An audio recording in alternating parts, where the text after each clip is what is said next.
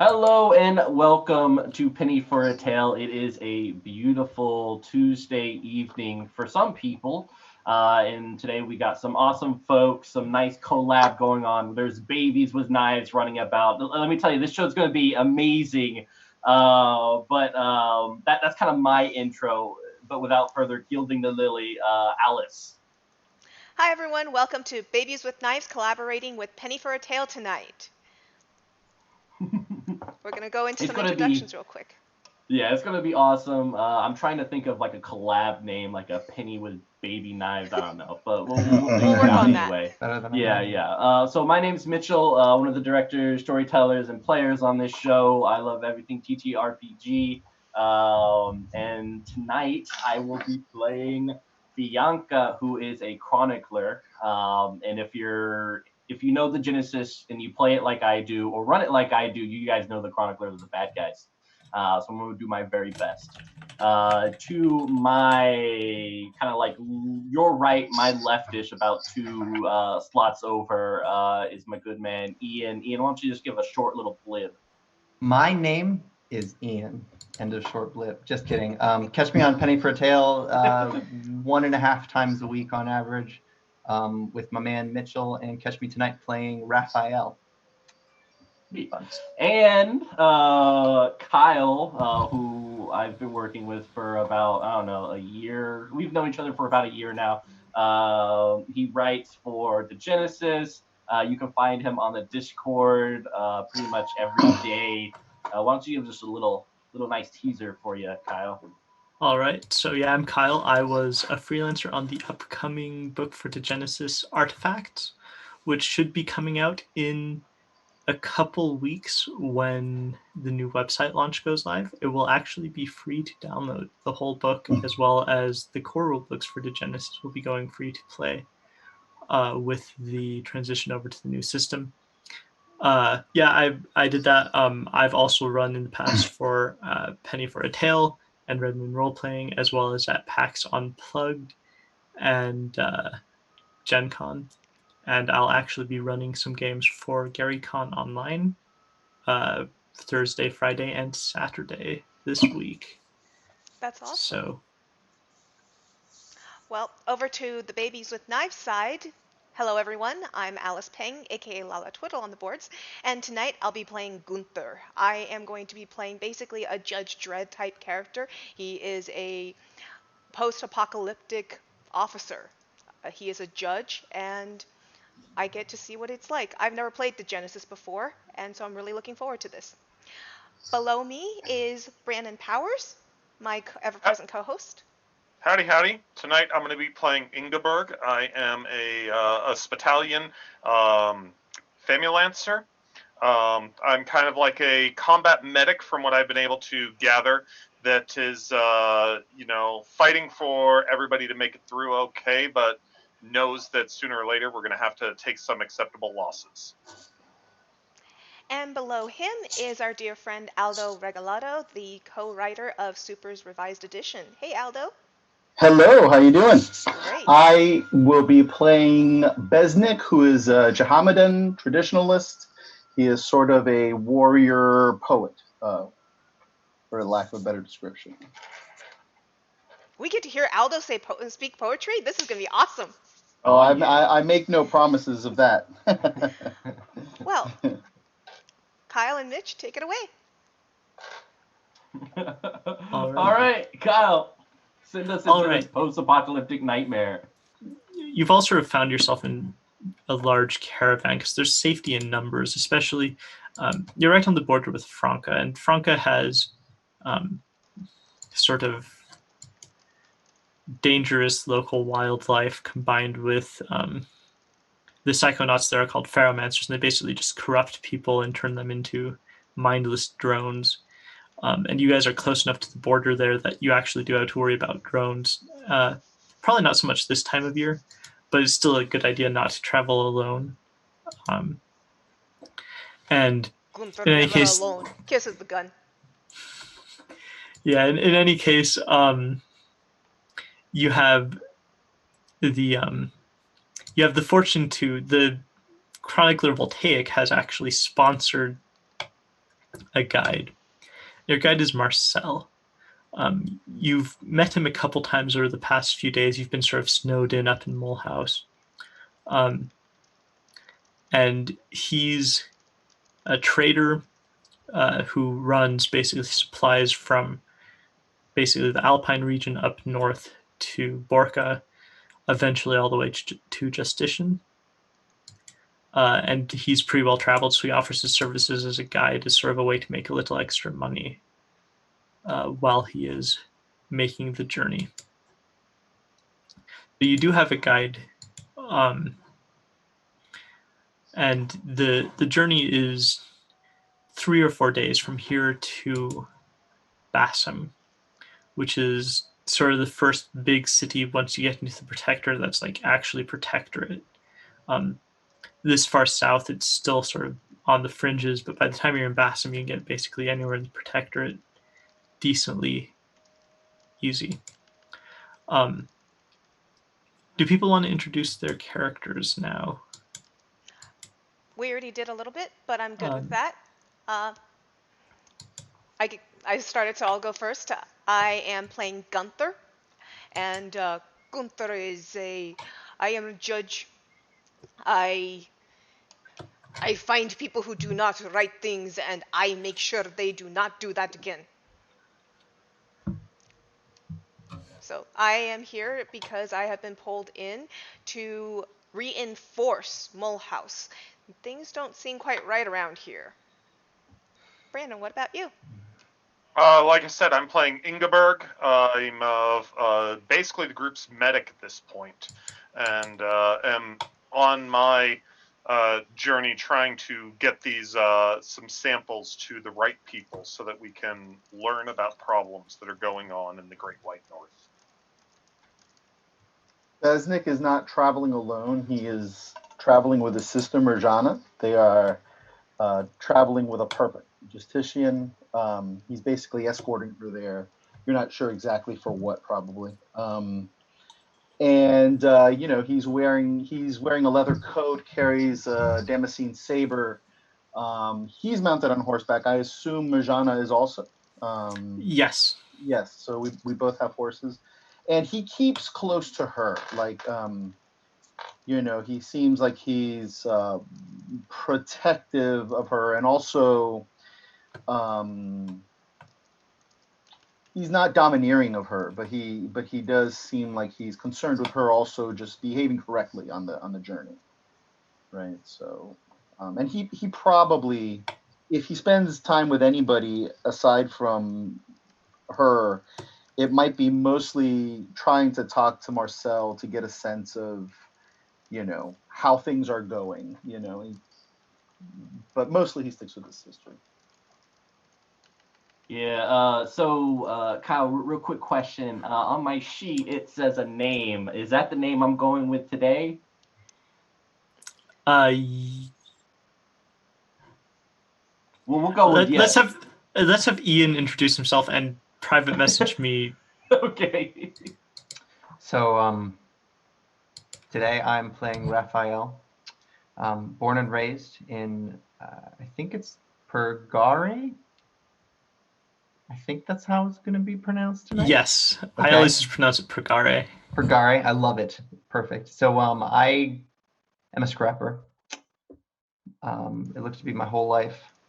I had just kind of grown up on the fields with my family, and we could pride ourselves on honest work. And then up until about a couple weeks ago, we were attacked during the night. And while Raphael doesn't want to talk about it, he seems drawn to a select few of us in this caravan. Namely, actually, Gunther, who he wants to speak to as soon as possible.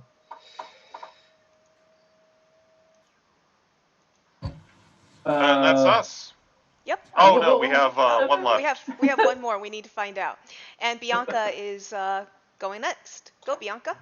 Yeah. So Bianca, like any typical apocalyptic, has like this torn up kind of dress and a cape.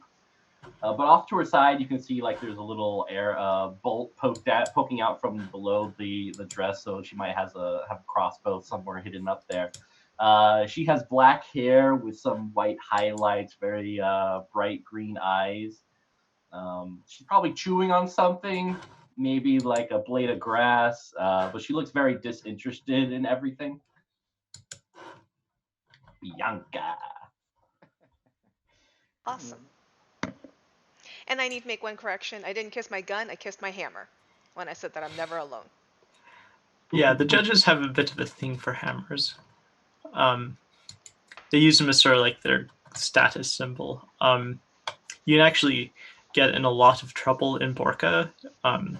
If people think that you're pretending to be a judge and you're not really a judge, it is actually a capital offense.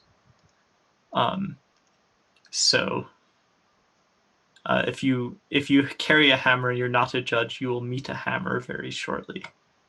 Well, we'll see who gets to meet my hammer. But also in sort of the gathering area as you're preparing to depart is a small band of Anabaptists. They're Pragaran, meaning that they're sort of from they're from like maybe the Rome area, and they're heading up to Justitian on a pilgrimage, not to Justitian itself, but to some of the shrines in sort of the neighboring cities and towns, and maybe also just to you're not entirely sure why they're there. What? How far are they from us? So the caravan that you're in actually has, by the time you account for sort of miscellaneous merchants, Raphael has a few of his family members with him. Besnick's not traveling alone. By the time you account for everyone in it, there's maybe 45 people who are actually gathered together to go. There are a few more people who are staying in Bassam who are like sort of clinger-ons for the earlier parts of the journey. Yeah, I'm gonna like these Anabaptists. I'm gonna kind of saunter on over and just very inquisitively say, you know, hey, where you guys coming from? Are you guys headed to Justitian? They look at you with the Anabaptists have a particular way of looking at apocalyptics, which is unique to them. They love us. It's sort of so the Anabaptists know how to have a good time. They're very much sort of salt of the earth people. But these Anabaptists look very uptight. They're not happy to see anyone else. They were sort of planning on going alone. When Voltaic announced that he was going to pay for anyone who wanted to come with him, some of the sort of older men and women in the group convinced their leader, who's sort of a scornful-looking 20-somethings woman, to go with Voltaic instead of just sort of setting out in the middle of the snowstorm. So Kyle, I want to be basically hanging around near Bianca when she's going up there. Also, I understand Anabaptists are very superstitious.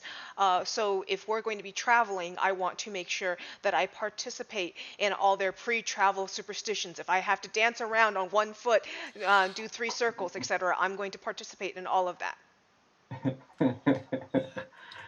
Fortunately for you, they've already completed all of their sort of prayers and rituals, so you're not required to join them in anything too demeaning.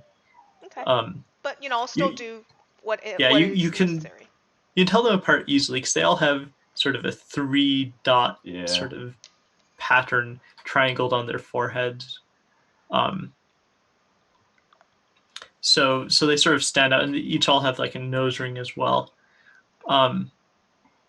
And so when you sort of go over to join them, they seem a little not uneasy, but up in Borca, the judges and the Anabaptists get along pretty well, but these guys are from Purgare, and they don't really know who a judge is. Like they know who the judges are in a general sort of academic sense, but they've never encountered one before. And If any of so them seem curious, I'll explain that just consider me a bodyguard. their leader sort of nods curtly to you and says, "Thank you. I don't think we'll need any assistance, but it is good to know that we're in good company." Yeah, but when we head over to the station, maybe we got a night or something. I figure we can pop off, get a couple drinks, throw down some pills. Yes, Come on. Bianca, you seem very interested in parties. Why is it that you did leave Pagare so soon? I heard there were many parties in Pagare. Yeah, but Justitian, like that's where the real party is. I feel like everything in Bugatti is very low key. The rumors are hot, but not as hot as in Justitian. Everything is just bigger in Justitian. I hear they got some nice stuff, and I'm really looking forward to hanging out with you. But more importantly, hanging out with these Anabaptists because you guys look like a bunch of scarecrows. Some up your butt. And I'll kind of like spit on the ground. I look you up and down when you say scarecrow, and I just kind of, shake my head. I think that you're going to be much better at scaring away any crows we have. I mean, yeah, that's fair. I talk a lot. Let me know if I talk too much. Oh, you don't got that worry, big I can hammer. barely hear you behind your mask. That's fair. This little scout thing. And I'll kind of head on back to the others, Raphael, Besnick, and was it Ingeborg? Ingeborg. Yeah, I'll be like, hey, Ingy, how you doing? You feet tired yet? No, we have not even begun the journey. Of My course feet I are am tired. not tired. There are miles Oh. to go before we sleep. Yeah. Perhaps you should concern yourself less with parties and more with the journey that we have ahead. There are lives on the line, including all of ours and those that we protect. Yeah, that's fair. And I'll like pop off a little tin can and get whatever gunk is in it and be like, I'm ready. Yeah. Feet are ready. I think we're good to go. How about you, Besnick? I am ready, and I You think excited? what is this to you? Whether I'm excited or not, I have a purpose. And that's all that matters. Yeah, I mean, you don't have to take yourself so seriously. This is going to be a long journey. I figure, we get to know each other, maybe relax a little bit. Maybe you're into me. Maybe I'm into you. Spend a couple of nights, leave each other after that. I think not. All right, that's fine. That's fine. Offers still on the table if you ever get bored. How about you, Raphael? Well, for one, I'm 17. That offer is obviously not for you. I'm more so like the drugs and the staying up. Have you ever drank? Well, now I'm before? offended. I'm gonna go back to cleaning my shotgun. Oh man, yeah, this is awkward. Should we just head on out now? Now that we've. I'd like. Fortunately, for everyone's sort of ego as it stands, Marcel finishes sort of inspecting the carts that he has with goods and whatnot, and he turns around and starts sort of checking in on each of the sort of individual groups that are tagging along. He says, this time in February, I don't think we'll see any big issues, but it is important to note, if you get separated from the caravan, we will stay where we were. We figured out that you went missing for 2 hours, and thus that leaves us overnight, in which case we'll stay until morning. However, after that point, we'll just assume you wandered off, found your own way. We don't have enough people to send out search parties, so make sure you stay with us. Yeah, no problem, boss. No problem at all. And then Marcel sort of returns to his final preparations. sort of motions to the drivers to get the carriages going, and you are on your way north. And again, you're sort of up in the mountains for the first leg of the journey. And while you are going along, you see that one of the wagons with supplies in it begins to sort of tip as it's going on one of the alpine roads. I'm going to rush over to that particular cart, and I'll call for them to halt it. In general, I'm going to want to be on my feet. I don't want to be riding anything. Yeah. Has anyone seen underneath that, into that cart yet? What's in it? So, do you want to go over and investigate the cart? Yeah, I want to do it nonchalantly, like, oh, look at that sun. I'm gonna do it very chalantly. I'm very openly checking what's in the cart, what's causing it to tip. Yeah. All right. So when you look into the cart, you see that it has barrels of something in it. You're not quite sure what. Is Ingeborg checking this out? I'm watching with interest, but there's a bunch of people already over there that are playing with this that probably have more mechanical knowledge than I do. So can I do like artifact lore? Actually, one thing, Ingeborg, as a Spitalian, she's a Familancer, and she has an attachment on Familancers, and sort of most Battalions actually carry a weapon known as a splayer. It's this long spear, but it also on the other end has an attachment, and typically what's put on the end is what's called a mollusk. And the mollusk is it's like a piece of often like cow muscle that's been just impregnated with spores from the primer.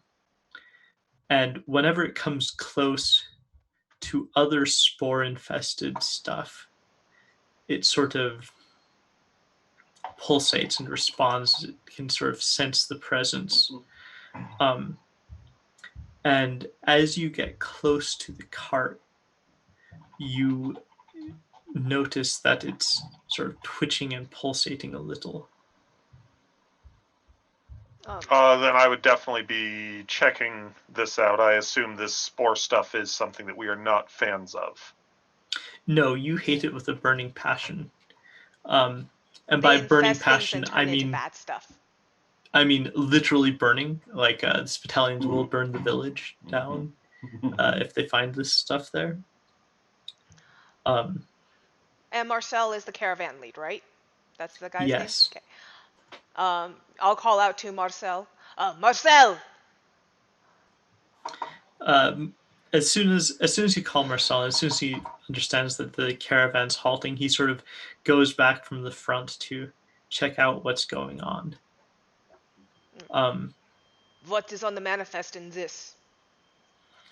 He says, should be barrels of water. That is not water. There is no water here. So as you sort of peer into the back of the wagon, it does have like sort of casks of something. However, the mollusk is definitely picking up something in this wagon. And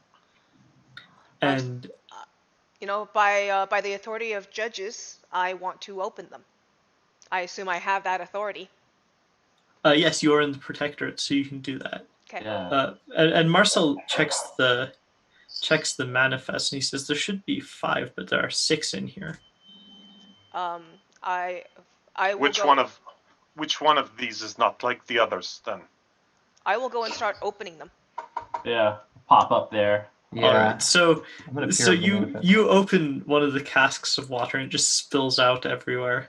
And Marcel like grits his teeth and like winces, and he's like, maybe we could check the outside first. you know, because they're sort of standing up, but you know, it's still sort of like at an angle right now Yeah, because the and cards. you know we're gonna need this water to get there, obviously. So yeah, Yeah.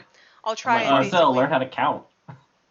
So Marcel sort of knocks on the side of each barrel, and he comes to one where instead of, you know, sort of the sound you'd expect there was water inside, it just sort of you hear like a hollow sound. I'm going to you know pull Marcel and just make sure he gets back behind me before I open it. All right. So inside the barrel, there's like sort of like almost like sandbags. But as you sift through, you find 5 or 6 sort of individually wrapped sort of like cusps full of spores. You've seen it before in Justitian, not personally. Like you've seen it in like training to recognize it. It's super illegal, super rare in Justitian itself. Outside Justitian, you would probably have a little more personal familiarity with it. Battalions have a pretty tight lockdown on stuff like this getting into Justitian, but you know that it's called burn, and it's sort of like,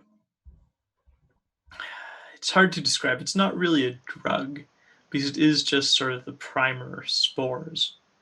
But when you ingest it, it reacts very rapidly with someone's sort of physiological systems. So it'll give them a tremendous boost in capabilities, but it also starts them down that path of sort of losing themselves to the primer.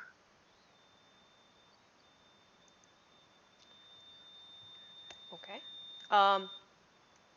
I will pull it out and Marcel, who was the one packing this cart? Better. Let's see that manifest. He goes a little Perfect. pale. He's happy to show the manifest off.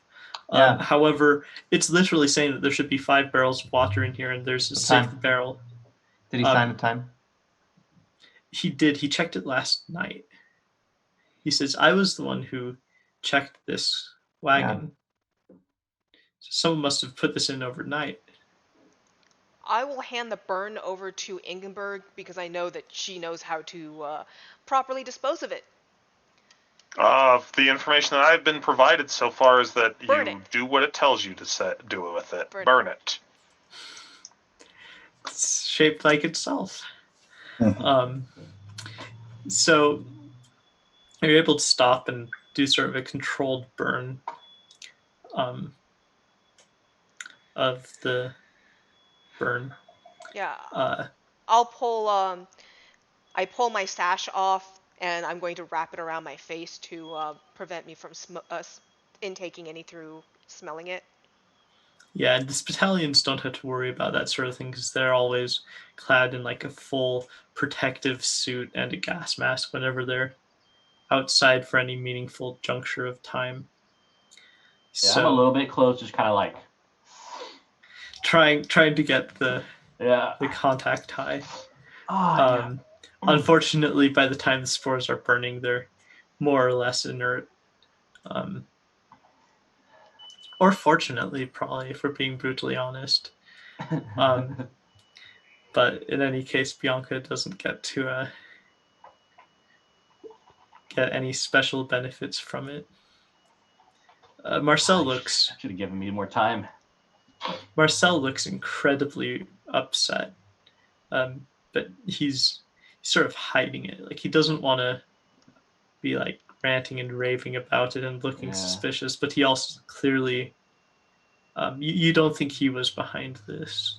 Yeah, I'll wave him over. Oh, go ahead, Gunther, or Ian. Yeah, I'll head. I assume down towards where the controlled burn was. Must have carried the specimen downhill if there was a dip in the road, and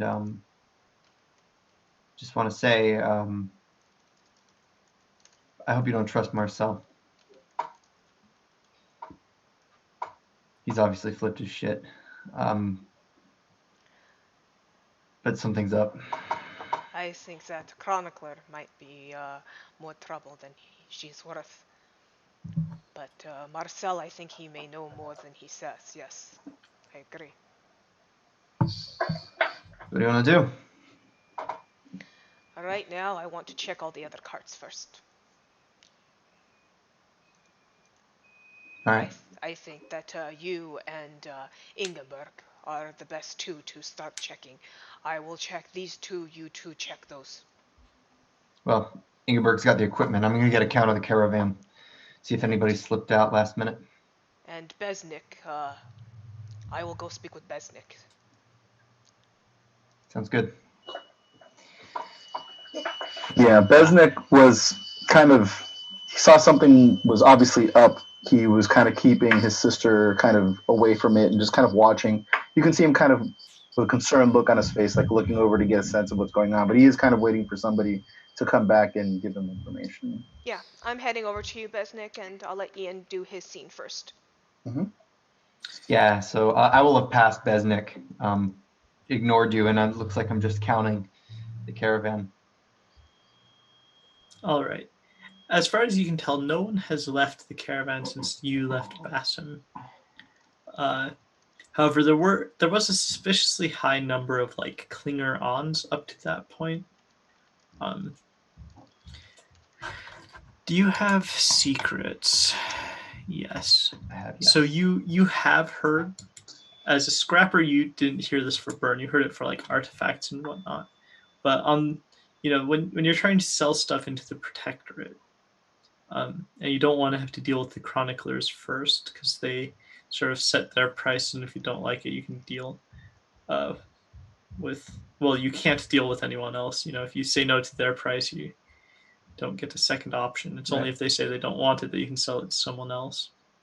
And you've heard that going through the Alpine Fortress straight to Bassam is a way to get around. If you check the map that I sent you, Bassam's sort of there's border posts south to the southwest. That's a Spitalian checkpoint, basically. And if you're going from Franca or Pregare around without trying to go through the Helvetic territory, you have to pass through border posts south, or you have to go a lot further around to get to another entrance to Borca. But if you go through the Helvetics territory, the screenings are rather lax because the Helvetics already consider the same sort of things contraband that Spitalians and Chroniclers like to get their hands on. However, if you know whose palms to grease, you can get stuff through the Alpine Fortress without being detected. Mm-hmm. So your gut feeling is that someone either in the caravan or with the hangers on planted it back at Bassam. I'll speak to Ingeborg about it whenever I have the chance. That's it for me. All right. So Ingeborg goes along, and as she sort of uses her mollusk, she's checking to see if there's any sort of signal on the different carts. And as she goes by, she's sort of relieved to see that there's no other obvious contamination.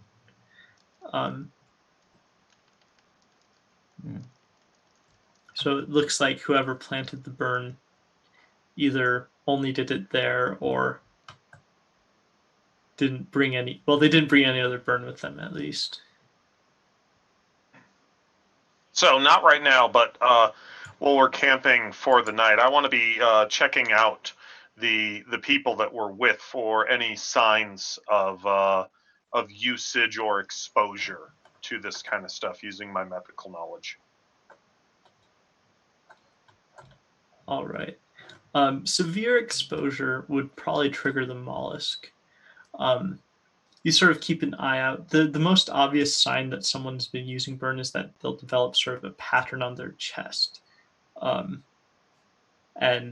unfortunately, it can be sort of hard to tell if someone's bearing stigma or not, because they'll typically keep it covered if they are.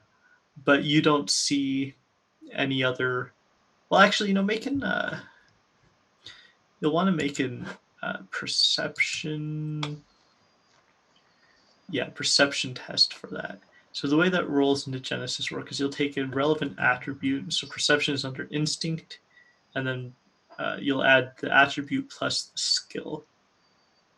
So you'll be rolling 5 dice as Ingeborg. And what is the target number? Are we adding it up So, or what? Yeah, so once you roll, you're going to check and you're going to see a result of 4, 5, or 6 is considered a success. Awesome. You'll typically need a certain number of successes. However, if you get to 6, you get another bonus called a trigger. And depending on the circumstances, usually that just means you succeeded extra well. So for instance, if you were like trying to like open a lock, for instance, getting a trigger might mean you do it more quickly than would be expected. Or if you were doing like combat, getting a trigger gives you a bonus point of damage on your attack. But generally it's enough just to get successes. And then you need a number of successes equal to the difficulty of the action you're attempting. 4 successes. Huh? 4 successes. Any triggers? No. All right. So as you're going around the camp, you are 100% confident that there's no other sepsis contamination or anything like that. You don't really get any other like specific stuff. You're just sort of looking for that. You have sort of an off feeling about, well, particularly Voltaic seems to be avoiding people. He's sort of retired to his tent, and has been sort of conspicuously absent from life in the camp, as it were, because he's just always sort of withdrawn away in his little hideouts. Like when the caravan's on the move, he just sort of sits sort of in the passenger sort of bench of the first wagon in the caravan.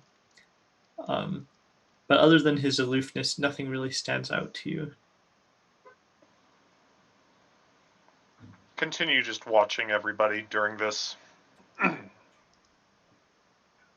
Yeah, I'm gonna talk to Marcel. Just come up next to him, put my arm around his shoulder. Hey, Marcel, how's it going? He looks a little bit surprised just to be approached so blatantly by someone, but he's not as jumpy as the Anabaptists or Mohammedans are, and he sort of shrugs. He says, "Been better, been worse." Yeah, Says, yeah. Do you know what blackmail is? Marcel goes pale. Okay, so you do. So here's the thing. How about you owe me a favor and I make sure no judges or Helvetics or Spitalians, any of those guys probably want to know about this extra barrel you fucked up on. I won't talk. I'll make sure that the noise doesn't go anywhere else. Deal? You owe me a favor. You get this from me. He says, somehow I'd imagine that as an apocalyptic, you'd be more concerned about this than I would be. Oh, I'm concerned. I just want to make sure that you're safe, Marcel. I mean, I'm hearing people want to beat the shit out of you, stake you, all sorts of things. I'm just trying to prevent that from happening. But I don't do anything for free. Apocalypse, we don't do anything for free. I'm gonna need you to make a deception roll. Marcel's coming from a position where he hasn't heard any grumbling. Everyone and needs to since grumble that's more. Since that's one of your better social skills to begin with.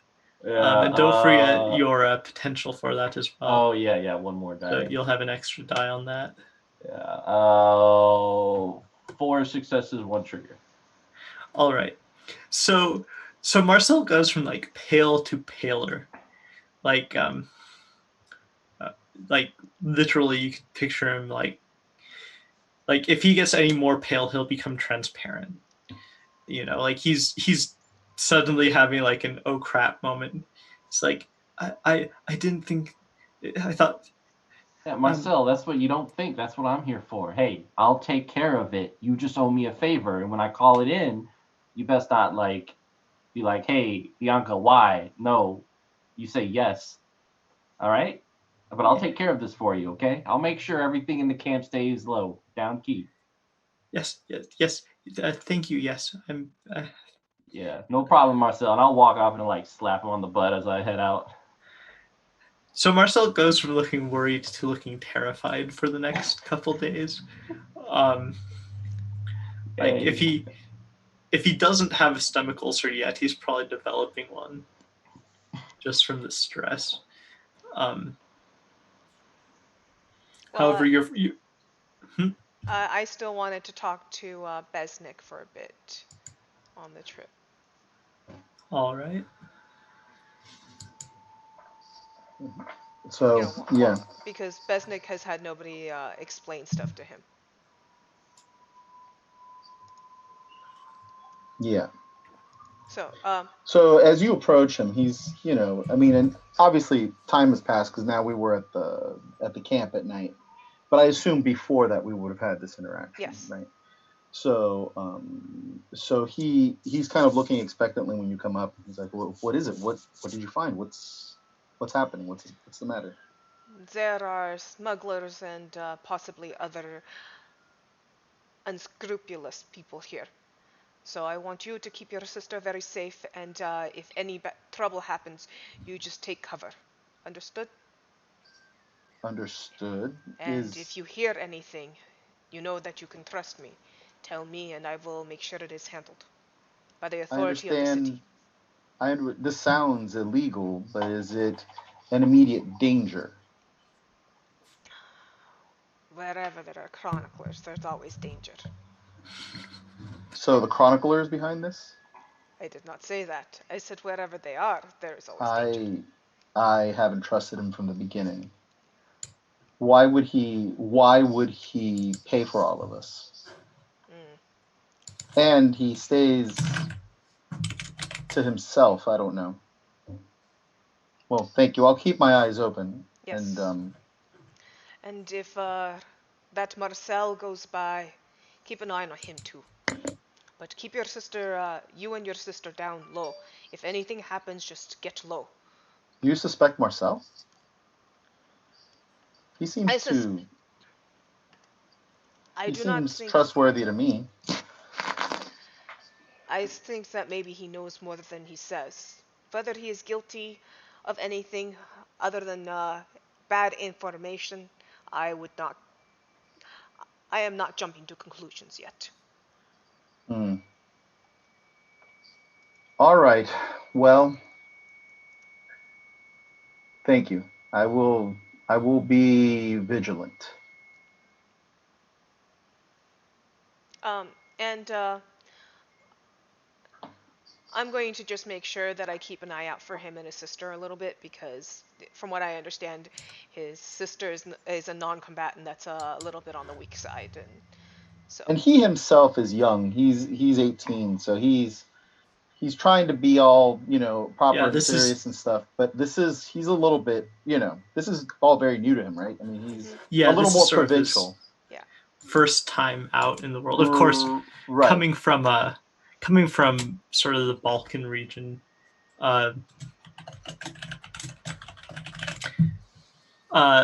coming from the Balkan region, it's recently been in sort of like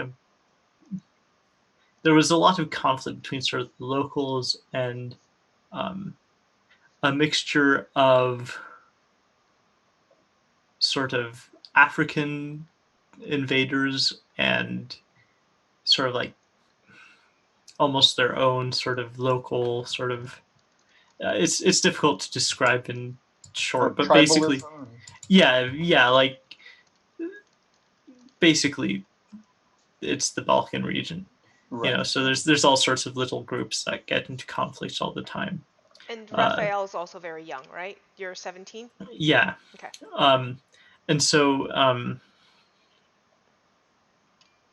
Besnik was a little young to take part in any of the fighting, but you can bet top dollar that he's trained for it because, like Besnik is like the youngest surviving of his father, or the oldest surviving of his father's sons, because they all went off to fight in wars. Right. So he was prepped for the previous era. Yeah. So, like most of your brothers either went off to war and died, or went off to war and stayed there instead of bothering to come back home.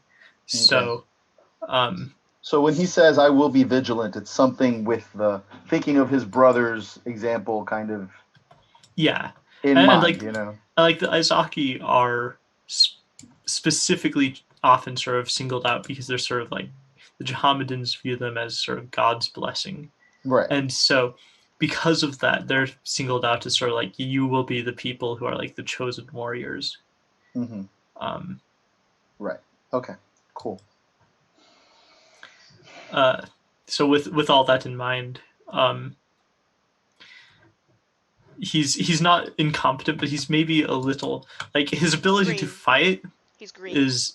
he's well drilled, but he doesn't have experience in battle. He's got rookie eyes.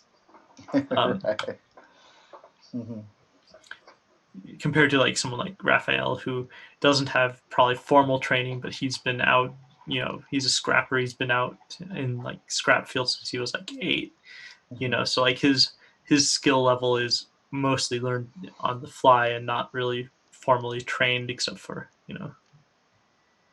when it was deemed necessary by some older, wiser scrapper. And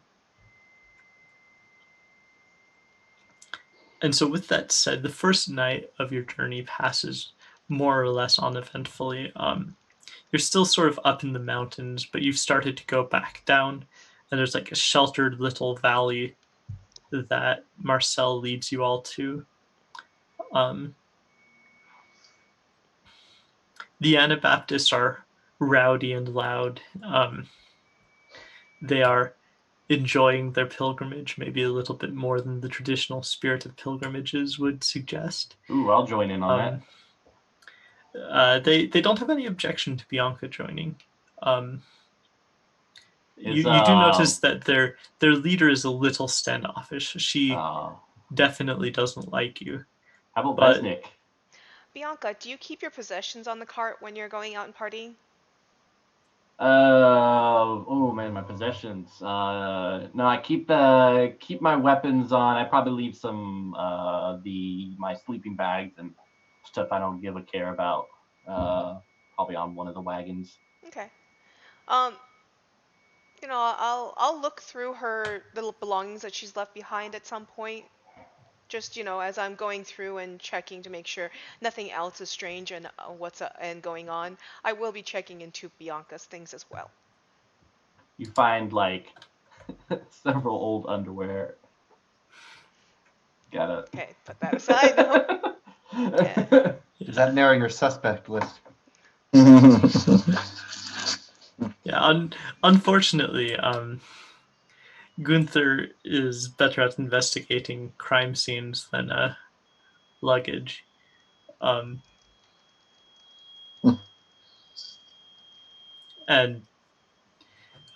most... I'd probably leave my crossbow and bolts there too. Only keep my hand axe. I think for sense.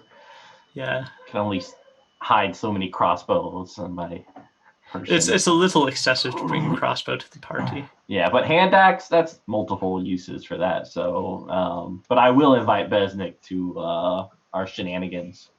Oh no, he'll decline, and he might. Besnik. Why? There are many reasons why, but I doubt that you're interested in them. So I am. Why don't you go and do whatever it is that you're going to do? Oh, Besnik, such a heartbreaker. I'm not going to give up on you. I think this is going to be something before the end of our time. You really should give up on me. Never. All right. So when Bianca goes to party with the Anabaptists, they are living it up. They are busy with more distillate than sense, as it were. And so the time to blackout is pretty short for most of them. Yeah, I'm making an effort to look like I'm like partying it up. I mean, I'm partying it up, but I'm not abiding in anything that is too much. I'll take a shot or two, but that's about it. Yeah, they are they're too into their revelry to really care about making sure that they are totally paying attention to everyone in their midst. Yeah. And a couple hours later, most of them are sort of like sleeping it off already. Yeah. And nothing they're doing is super against the law, right? No, the Anabaptists, they party, but they strictly, they don't do burn, they don't do stuff like that. They're all Party like Catholics party. yeah, no, their propensity for drinking too much often gets them in trouble, but it's more misdemeanor than felony level. And so long as they're not like harassing the Mohammedans, it's not usually going to cause any trouble. Maybe a couple drunken brawls, but they seem to be more about celebrating the fact that they're finally over the Alps. Okay, cool. So then I won't go bothering them and keep moving on then. Keep on Is going. what's his name? Oh God, starts with a V. Voltaire. Voltaic. Yeah. Voltaic. What's he doing at night? Voltaic is very reserved. He stays in his tent and sort of. Well, if you were in there, you might be able to figure out what he's doing. Well, here's the thing. I'm after getting like some of that nice alcohol on me, and my breath is all like alcohol filled. I'm just gonna like woogee kind of come over there looking like I'm drunk and see if I can get into that tent. Looking for the bathroom and accidentally wander into his tent. Yeah, I'm like, hey, everyone's asleep, but you and I can still have some fun. We'll open up the tent. So Voltaic is sitting with a lantern out. He's still in like full chronicler gear, so he's got like a full face mask with like bright glowing lights. Because if you don't look cyberpunk, you can't be a chronicler. It's official. Yeah, that's fair. And he's just sort of sitting up, and he's taken something apart, and he's like sort of organizing the pieces. What's that you got there, buddy? So he says, just something to keep my mind and hands busy.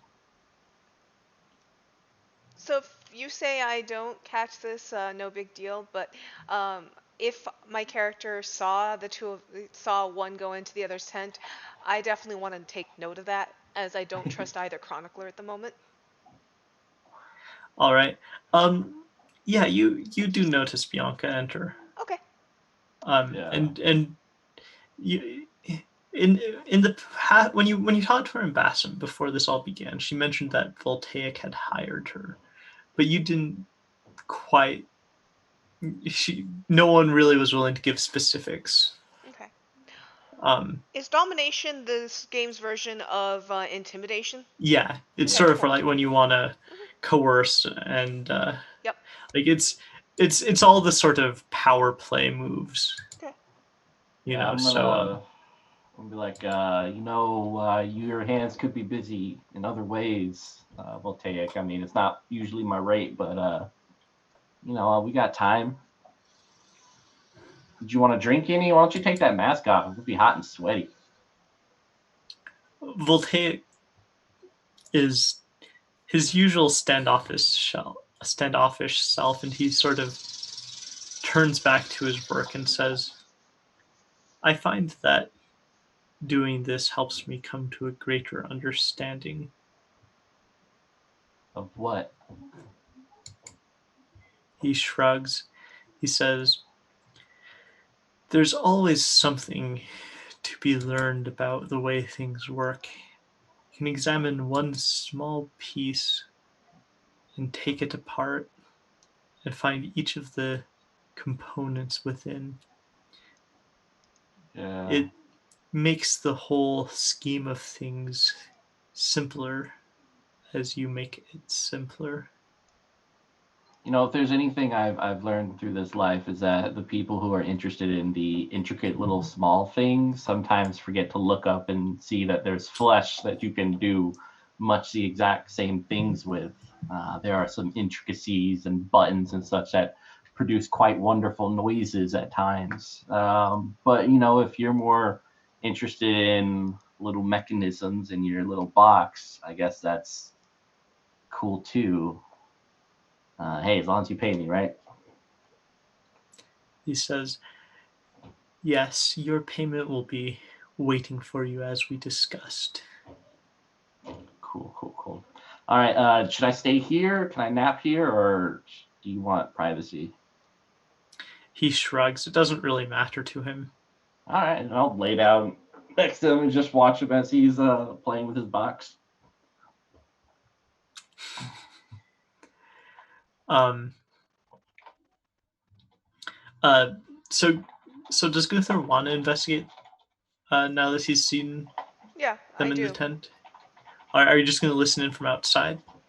Yeah, I'm gonna be listening in from outside, and I specifically want to be hanging out in the back side of the tent and not near the front flap of the tent. All right. I want both you and Bianca to make a perception check. Okay, Um. absolutely. So I have a lot of instinct, but no specific skill in that. All right. So then you'll just roll the full instinct dice. There's typically not a penalty for having a skill untrained in Degenesis. One trigger and 2 4s and a 5. Other than that, so I guess that's 4 successes with 1 trigger. Yep. Yeah, I can't beat that. I got one die, Kyle.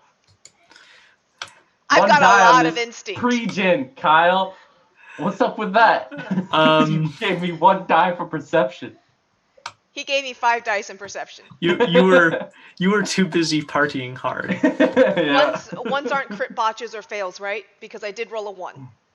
No, if you fail and you have more ones than successes, you get Awesome. what's called a botch. Awesome. So Cool. No botch. So it's very, very rare. I went for like 3 years of playing Degenesis without a single botch, and now my Sunday game, they have like 3 botches a day. But you know, it's fairly rare. It's difficult. Cool. So yeah, I got I guess 1 trigger and 4 total successes. All right. So you make out basically all of their conversation. Okay. You also notice that Voltaic has like a foot locker that he is taking with him, and when he put it in his tent, it's like partly out under one of the flaps. I'm very interested in that. It looks like it's made of metal. Okay. Probably some sort of folded steel. Or rather stamped steel, I guess would be the manufacturing term for it. It's got a sort of decently strong hinge on the lid. The actual side that opens is not facing you. It's just sort of poking out from the edge of the tent. Right. I'm going to wait until Voltaic is asleep, and then I'm going to go get our scrapper friend. I want to go get Raphael once Voltaic is asleep. All right, you can do that. Okay. Raphael, I wake you up quietly. And then I put my hand over your mouth so you don't like, wake everybody up. I scream like I have a shotgun. Yeah, exactly. My foot's on your shotgun to make sure you don't pick it up and shoot me. Smart. I am in need of your assistance. Your expertise. All right, and what's that?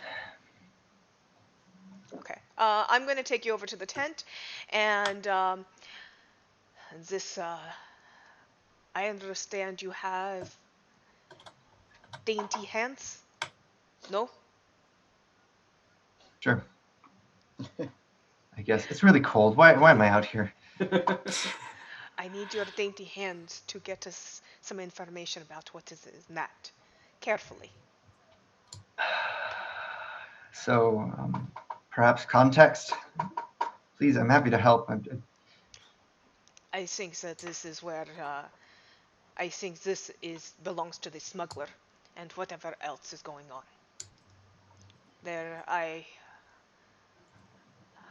I was sent here for more than just the possibility of travel and smugglers, and I think that will take. And these chroniclers we're traveling with, they are not to be trusted. So if anyone asks later, you did have my authority to snoop, but right now I need your assistance to snoop into that. Let's get this guy. All right, show me what I need to do. So yeah, I show you that there's a big crate in there, and I'm going to help you slide it out quietly. And in case it's basically, since the crate itself looks kind of artifact-ish, I figure you would be the person that has any idea on how to handle it. In case you can open it and find out that there's a nuclear bomb from a past age, I wanted to make sure that I had you. This is a 1927 bomb that never went off, and I just want to make sure. All right. So you'll need a stealth test. That's agility for Raphael. I don't think Gunther has any. Oh, I have one agility, which is why I got him to do the job. Yeah. I'll help him if he needs. Like I said, I'll help with the strength part of, getting it out if he needs. But in general, I'm letting him do this. But I would like to assist. Does this game allow for assists? Yes. However, I will say, you know how we were talking about botches earlier? You probably want to let Raphael do it alone, because if you rolled a 1 here on that single die, cool. you'd have a really good chance of... I'm standing guard. I'm just standing guard at this point. Right. Like, it's a 1 in 6 chance of catastrophe. That's fine. And the way assisting works typically is other people can roll with you, and you just get any 6s that they roll added, I believe, as dice to your roll. Yeah. It's not a roll that comes up terribly often. Cool. But basically, if you were to be helping and you rolled a 1, you'd ruin the whole thing. I get it. No problem. But you need a 6 to have a shot. All right. So let me see. So if you want to roll for Raphael. Yes. And so how does this work? So I'm rolling 3 d6s? Yes. Okay. Can you, Raphael? All right. 1, 4, and a 2. All right.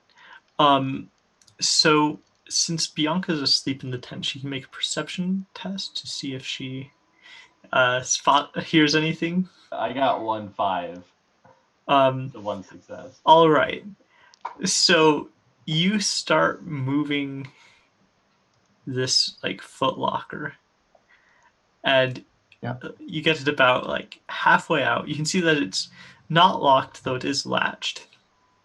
You get about halfway out of the tent before it bumps on a rock.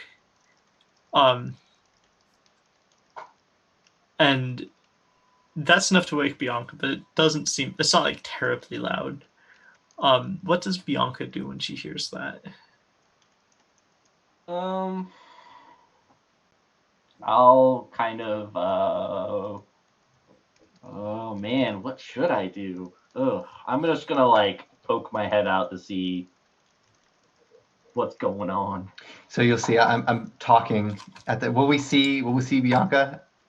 Do you want to do that stealthily or not? No, I'll just kind of poke my head out So you poke your head out. And you catch you just see 2 figures standing in darkness. Yeah, you hear me whispering to Gunther, say, us scrapper boys, we have a name for everything. This would be metal heavy, load 0. There's nothing on top of it. Shouldn't be that hard, but There's always rocks. Right. Yeah, I'll approach them. I'll intercept, and What's up, you're guys? drunk. Go back to sleep.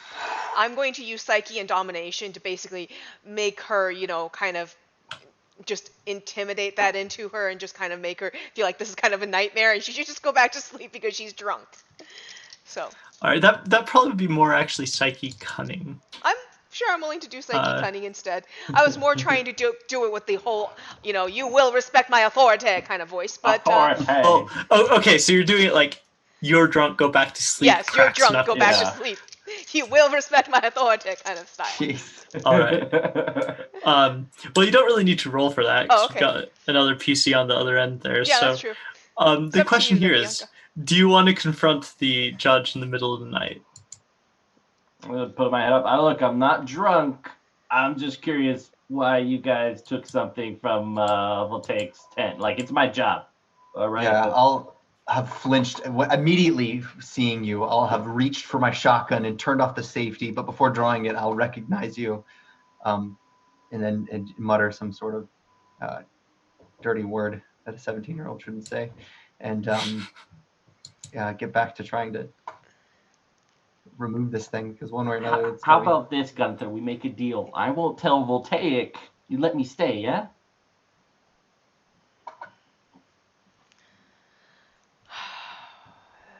So basically, your deal is if you don't tell, if they don't tell, I'm not you sure don't that tell. I can trust Bianca here. I'm thinking about it right now. Keep your hands where I can see them. Yeah, they're right here. They're good. Stay quiet. Don't wake your employer up. Yeah, of course. All right, we'll be looking at what we are doing is classified, so if you do talk to anyone, you will be prosecuted.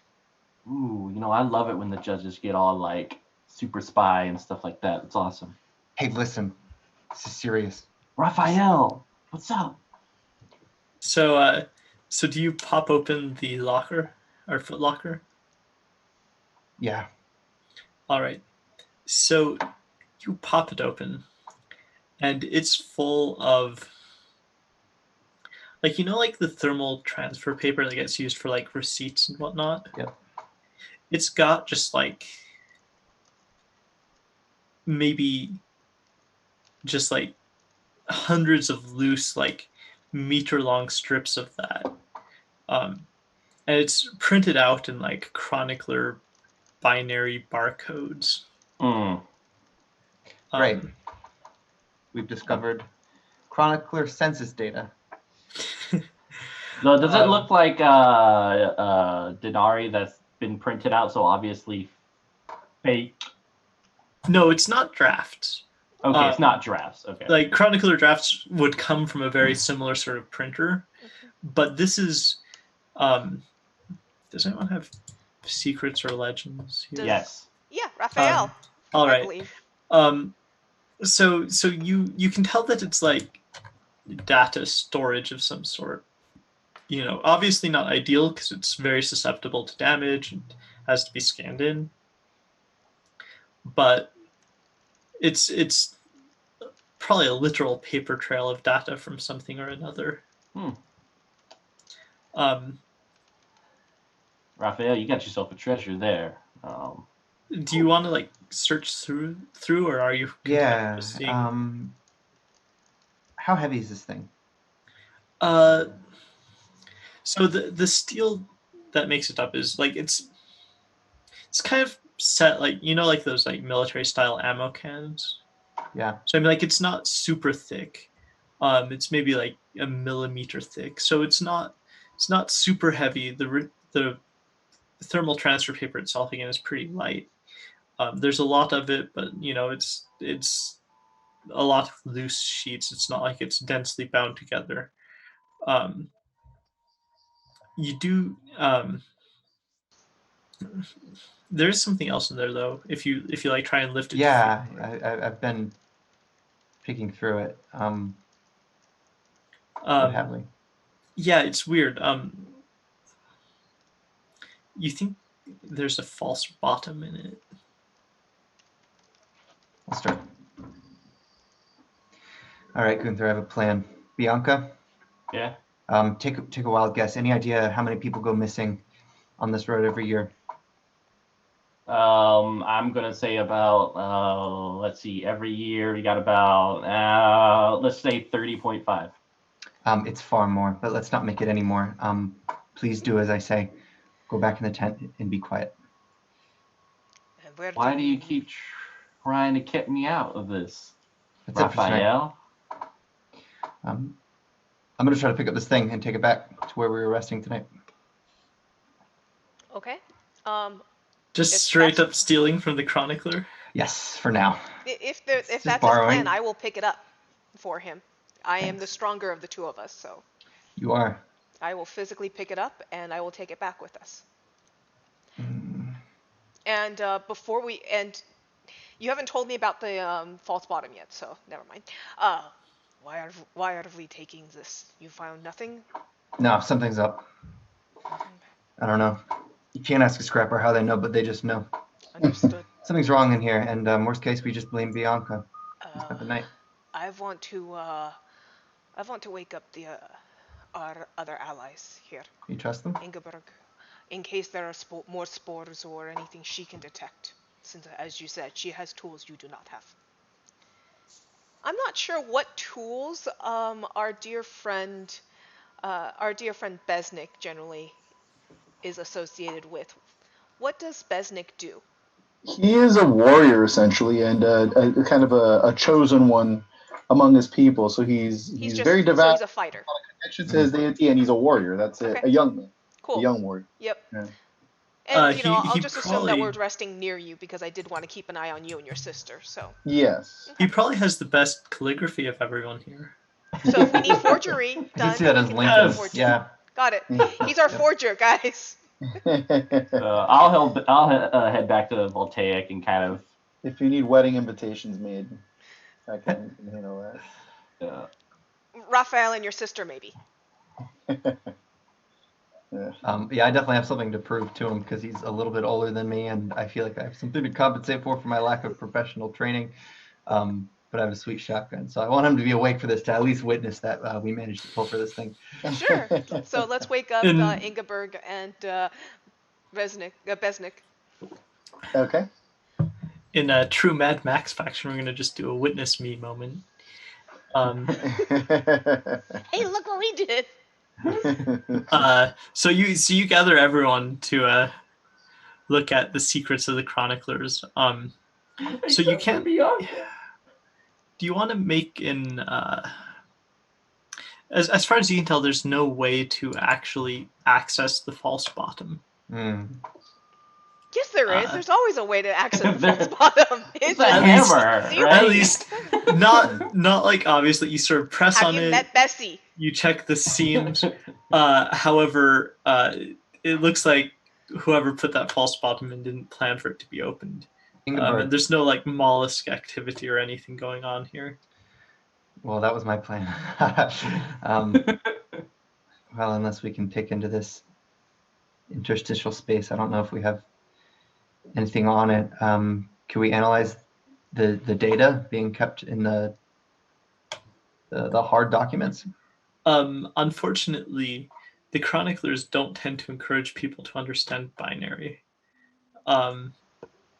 And so you can sort of know that like it's a chronicler data storage method. Right. And in fact, only Raphael even really knows that, and maybe Gunther, because the chroniclers are everywhere in Justitian. Yeah. But it's not something they'd ever care to teach other people how to read. No. Not to mention, of course, the mind-numbing task of trying to convert from binary to anything sensible anyway. Right. Assuming it's not otherwise encrypted or whatnot. Be a hell of a roadblock anyway. What Oh, what do we was do our- then? Are you able to take it apart or to pry it open? I can pry anything open, but not on our timetable. Why do we think that this is important? Because I think that he is up to no good. I think that he is maybe a smuggler, and I worry that he is up to much worse. What is it that your mandate does? What'd you say, Brandon? What is it that your mandate tells you to do? My mandate tells me to open this and investigate to the full extent. That is what I was sent to do. If we can turn the box, do we feel anything shifting? Its weight moving anything loose? No, whatever's inside is packed. It definitely has an off-center balance, so it's not like homogeneous, but it's there's maybe if you like really shook it, you might feel a little movement, but whatever's packed in there is supposed to stay where it is pretty safely. You know, we've got a lot of carts with supplies. There's a crowbar somewhere, right? Yeah, presumably it wouldn't be hard to find one. Okay, I'm gonna go find a crowbar. Well, Gunther is off doing that. I'm just gonna try and take a good look at the box and see if I can find any access from inside where they've been looking or from the outside to that storage area. No, you do. Upon really close inspection, you can tell that like it's almost like two storage containers been like welded together. So like you notice like a welding seam on the inside, but from the outside it looks like literally someone's just melted in, like welded in a plate of steel around whatever's beneath. It's fascinating. I'll point it out to whoever's with me at that point on how they. I guess are Besnick is together. there. Damn smart. This is kind of a stretch. Can I see if I remember Marcel's ledger to include this? No, it's Voltaic's personal stuff. Okay. Which is good, which means if it goes missing, it's like his word against ours. Which is not looking good either, but you know. His word against ours. You stole that from me. A lot. Stole what? It's not on the books, Doc. I don't know. Well, I want to recommend to Gunther the difficult decision of de-extracting this thing and putting it back where we found it. Because if there's no way to crack it, if there's no way to crack it, we can't. Yeah, I was gonna say you could open it, like it's thin steel, but it will be destructive, and so everyone will know. Yeah. Well, I'm kind of at the point where I'm willing to destroy it to find out what's in it. Can we just ask him to open it? I mean, if we suspect foul play, and if we say that there's been dangerous activity in the camp, can we just confront him and demand to know what is in there without destroying his property? You don't have to make demands to someone like that. Well, you also probably don't break his stuff. I am willing to confront him in the morning or now, if that is what everyone wishes. I don't really care either way. I was just wondering if that would be a good option, a good compromise. It is your mandate. Yes, of course. I have no fear of him. We can ask him. Perhaps we can get some straightforward answers from him, though it is unlikely if...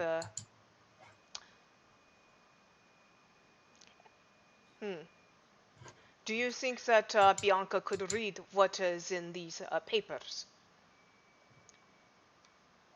I don't think the girl can read or knows what words are. Not wrong.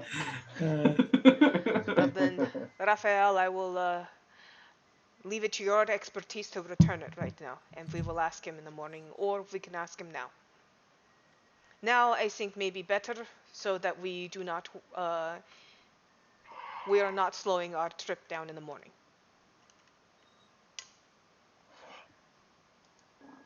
So when like they left me and everything, and I'm returning to Voltaic's tent, I kind of go in there and I straddle him and I just start hopping up and down on his stomach.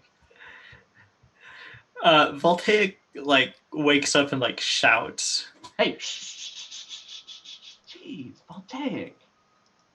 We're sleeping together. Relax, okay? You okay? Voltaic is very much not okay. Voltaic, chill out, man. He says, "What's the meaning of this?" All right, you remember that box you have? He Right, says, the little locker box? "Yes." Yeah, it's not here anymore. Why? I mean, some people just stole it. But you know, He hey, he hold like on. tries to get up. He doesn't succeed, but he tries. Yeah, I like bounce on him. Hold on, buddy. Hold on. All right, hold on. Now, you can either go out there and do what chroniclers do, but it's kind of embarrassing that you got your shit stolen. Anything that I find important, it's not in a place people can take. All right, if they can get their hand up in there, they deserve to take it. You just had it right over there. You get me? He is very upset about this. He says, "I need to get that back." Okay, what's in it? I need to know so I can protect and help you get that back. He says, "I am sure you are aware that I am returning to Justitian, Yep. not of my own accord." Oh, did you do something naughty? There were concerns about irregularities. That Okay. box contains the records needed to sort out those concerns. Ah, yeah. And if they took it, it's gone. You're fucked, right? Wherever you're going, that's horrible. But here's my advice. Okay, don't flip out. I suggest we wait. Okay, we just wait. Let's see what they do with it. You know, because right now they have more information on you than you have on them. You get me? You need to see what their response is. What are they after? Because what you have right now doesn't sound like something worthwhile. You He get me, sighs. Voltaic? He says, "I suppose it would probably do no harm to wait on this." Yeah. All right. Now cuddle me because I'm a little cold. So, and I'll snuggle up in his arm like, put the arm around Voltaic. Voltaic is not good at social interactions. Yeah, it's okay. I'll kind of take his arm and be like, okay. But in any case, that's how the judge finds them when he arrives. Okay. With Raphael sneaking the crate back in, not knowing that the jig is up.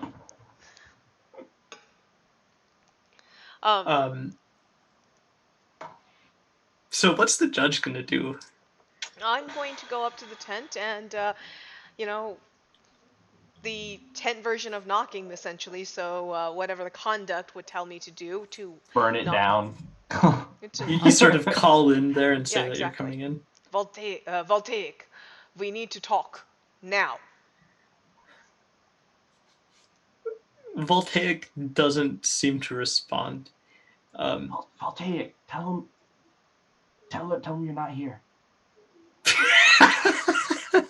Voltaic, by the mandate of the city, we need to talk now. Voltaic, remind the judge that the chroniclers have all the money. Voltaic sort of stands, dusts himself off, and goes out to the flap of his tent. And he says, "Yes."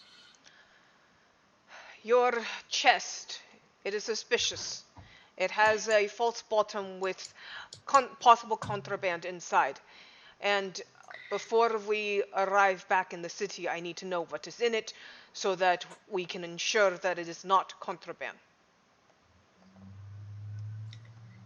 All right. So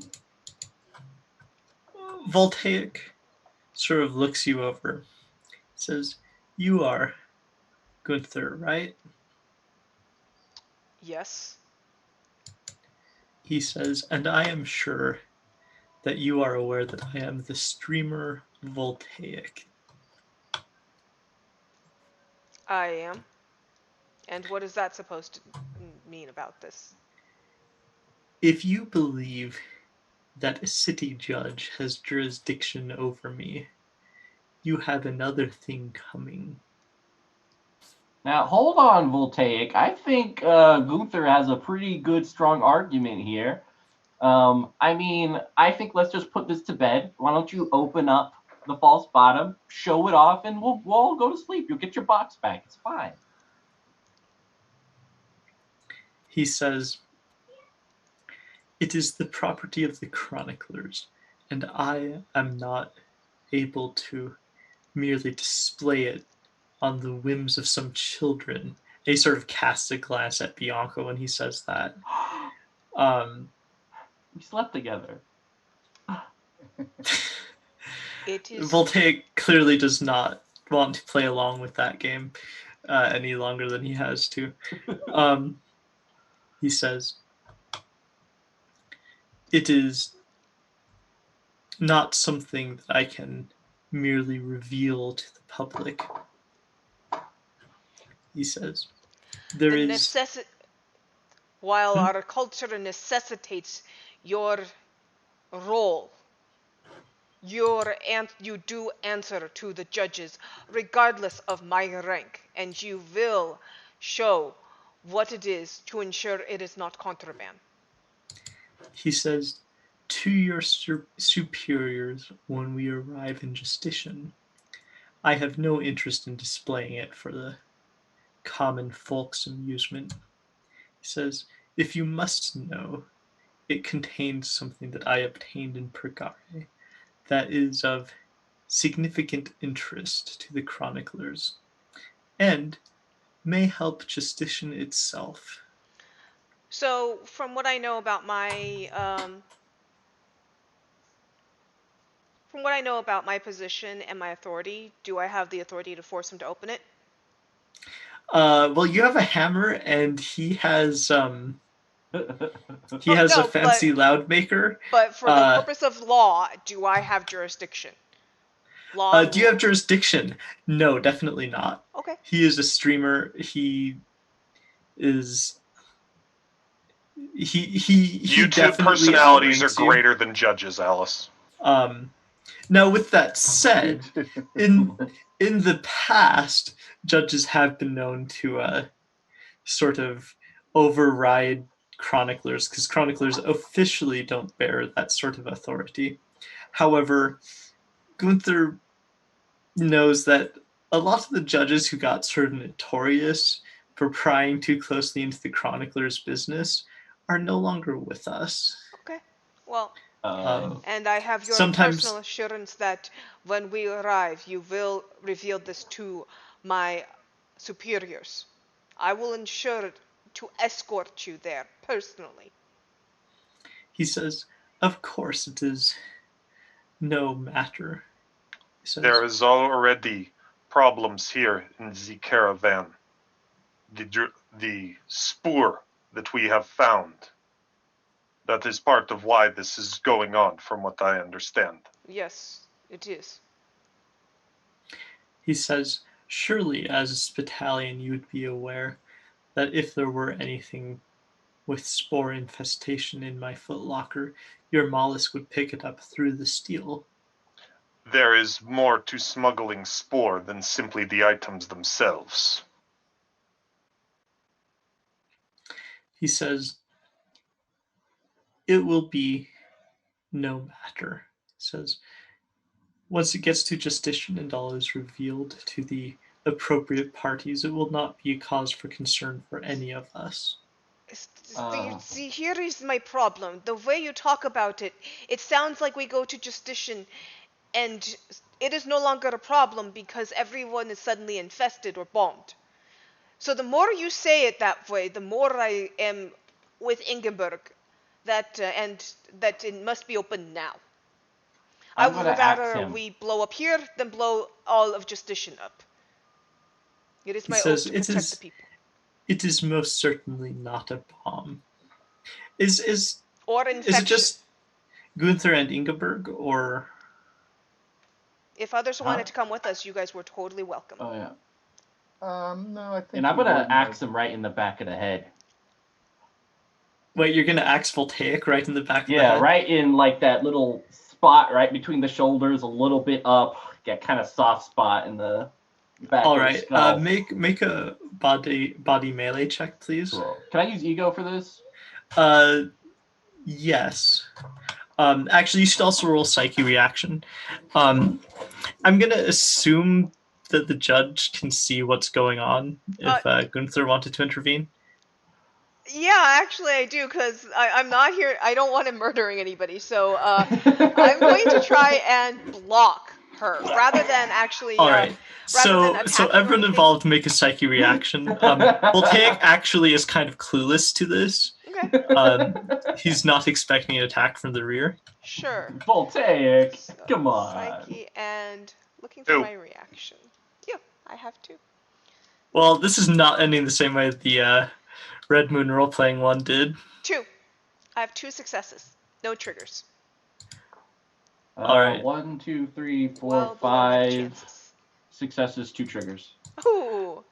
Well, you All definitely right. beat me. Side note, so the way initiative in Degenesis works is it goes in order of successes, but if you get 2 triggers, you get a bonus action. Oh, nice. And you spend all your actions at the same time if you so desire. So I like that. That trigger bit. Yeah, is nice. it's very much if you get a really good roll on the first round of combat, you just delete people. Okay, well, Bianca's definitely beating me. All right. I don't know, Besnick, what about you? Are you here with us? Because Super I Warrior... think Besnick said no. I don't think he was. No, he had Okay. no reason to. Okay. So I 5 successes to hit him for 5 damage. All right. And I'll go ahead and smack him again one more time. All right.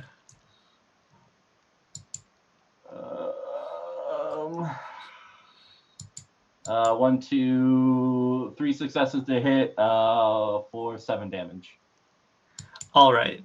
So Voltaic isn't dead per se, but he has an open wound in the back of his skull, and you can see brain through it. Yeah. He tumbles to the ground, shocked by your sudden but inevitable betrayal.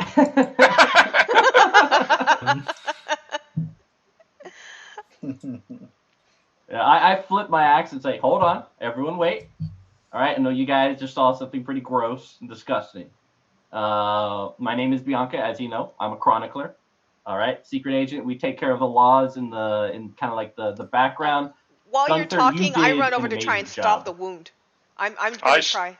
And I'm gonna body check you out of the way, basically. Yeah, I'm backing up. I'm like, look, you All guys right. did a great job. Great job. The chroniclers applaud your assistance in this matter. Obviously, when we get back to Justitian, I'll let everyone know, and I'm sure your cults will appreciate the work that you guys did here. Now, remind me, is Raphael with you guys? Yeah, he was the one That's who up to him. was putting the box back, right? he was putting the box back in the back. All right, he was putting the box That's back, true. so he's not he's not nearby there for at this. least. When this He's nearby. You could call him. So you can tell when you get to Voltaic that this is like a fatal wound. Like he's done for. Well, let's see if do we have a healer? I think Ingeborg's actually a healer, right? I have medicine. Okay. Yes. Well, I basically look like I don't know what I'm doing. I'm trying to tourniquet the wrong way and such, and I let you come in when you body check me out of the way. It's not generally a good idea to tourniquet the head. Yeah, exactly. just gonna- You're not tourniqueting the forehead. At least I'm not doing the neck. I know enough not to do the neck. You splint it. Yeah. You put a little thing there, and you wrap the head. Make sure it doesn't break. Right. So I'll leave it to her to heal, to try and stop the wound. So medicine is an intellect plus medicine roll. And it typically has very low returns, but you can try it. So Ingeborg has an intellect medicine of 6, which is actually pretty So decent. 3 triggers and a total of 5 successes. All right, you actually managed to keep poor Voltaic alive. Put gauze in. Not that he necessarily wants to be alive. At this point, but he's semi-conscious, with a very traumatic brain injury right now. But he might recover if given enough time. Gunther covered in blood.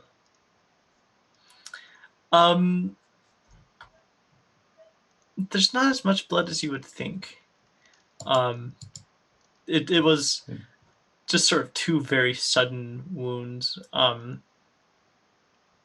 Voltaic's not particularly high blood pressure or anything. So I mean, there's obvious blood. Like obviously, everyone's gotten involved in some violence, but it's not like, like a Quentin Tarantino movie or anything. Who dealt that blow? Raphael's gonna say. Me. Hey. What did you use? Who do you think? This right here. All right, I'm gonna kick over the box. Be like, open this. I'm not strong. All right, I'm gonna give it to Gunther. Yeah, I'll Yeah, take. I'm gonna Gunther, grab the you axe. open I it know up. exactly what you mean by that, and I'm gonna just Hammer whack hand. it. He has a hammer. Use the hammer. Don't take my axe. This axe is the same with me. Your axe will do better. No, it won't. I need this.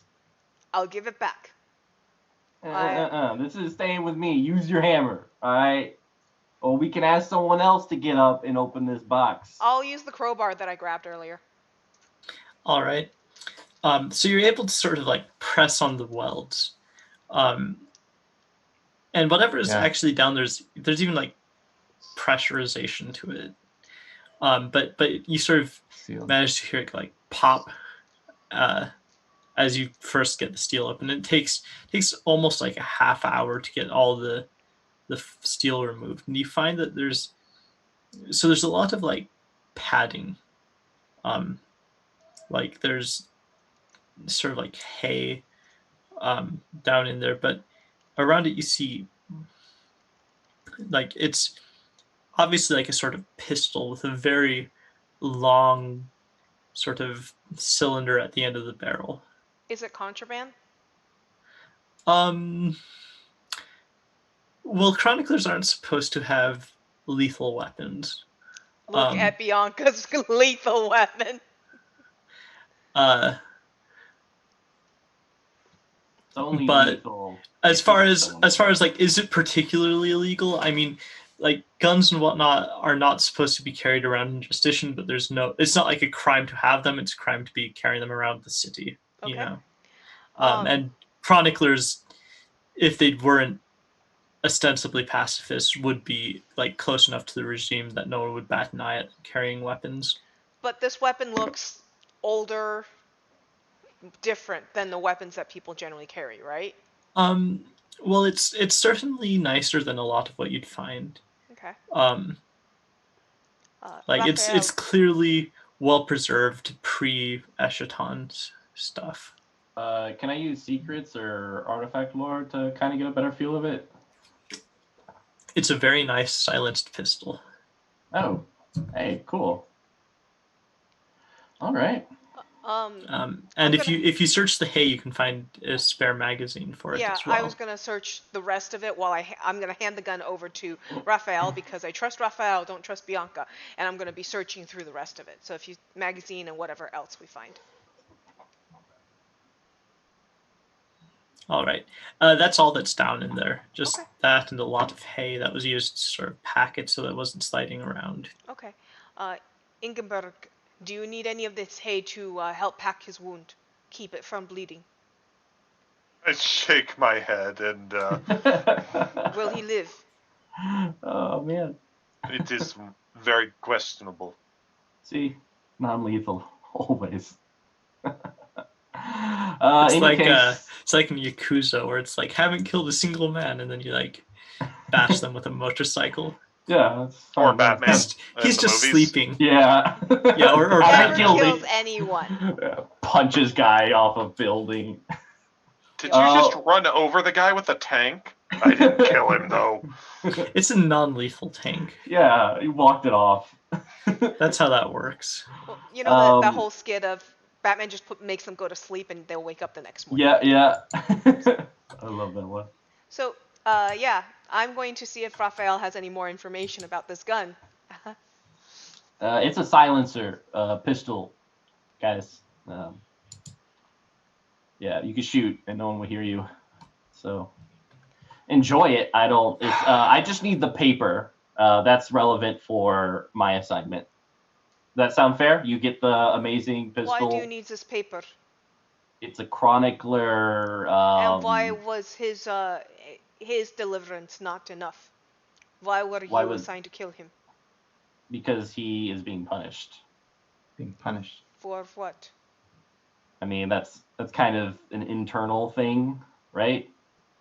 I can't like tell you everything that the chroniclers are up to. Just realize that I, much like you, Judge, deal out justice and law as dictated to me by my superiors.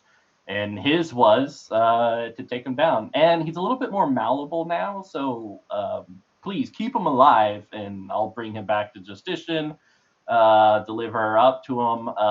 But the pistol is not what I need. So that is yours. Enjoy. Consider it a thank you from the chroniclers. Even though technically it's ours, it's yours. Totally yours. A gift. Even though technically it's the chroniclers, it's yours. Well, so how legit, as far as a judge goes, would this sound to me? Since I've never been, dealing with Degenesis before. So. I mean, based on what I'm getting the impression of, I am the police and the government, and he is the Tal Shiar. So let me put it this way. Like, this is like finding out that the Illuminati actually exist. So he's like the Tal Shiar.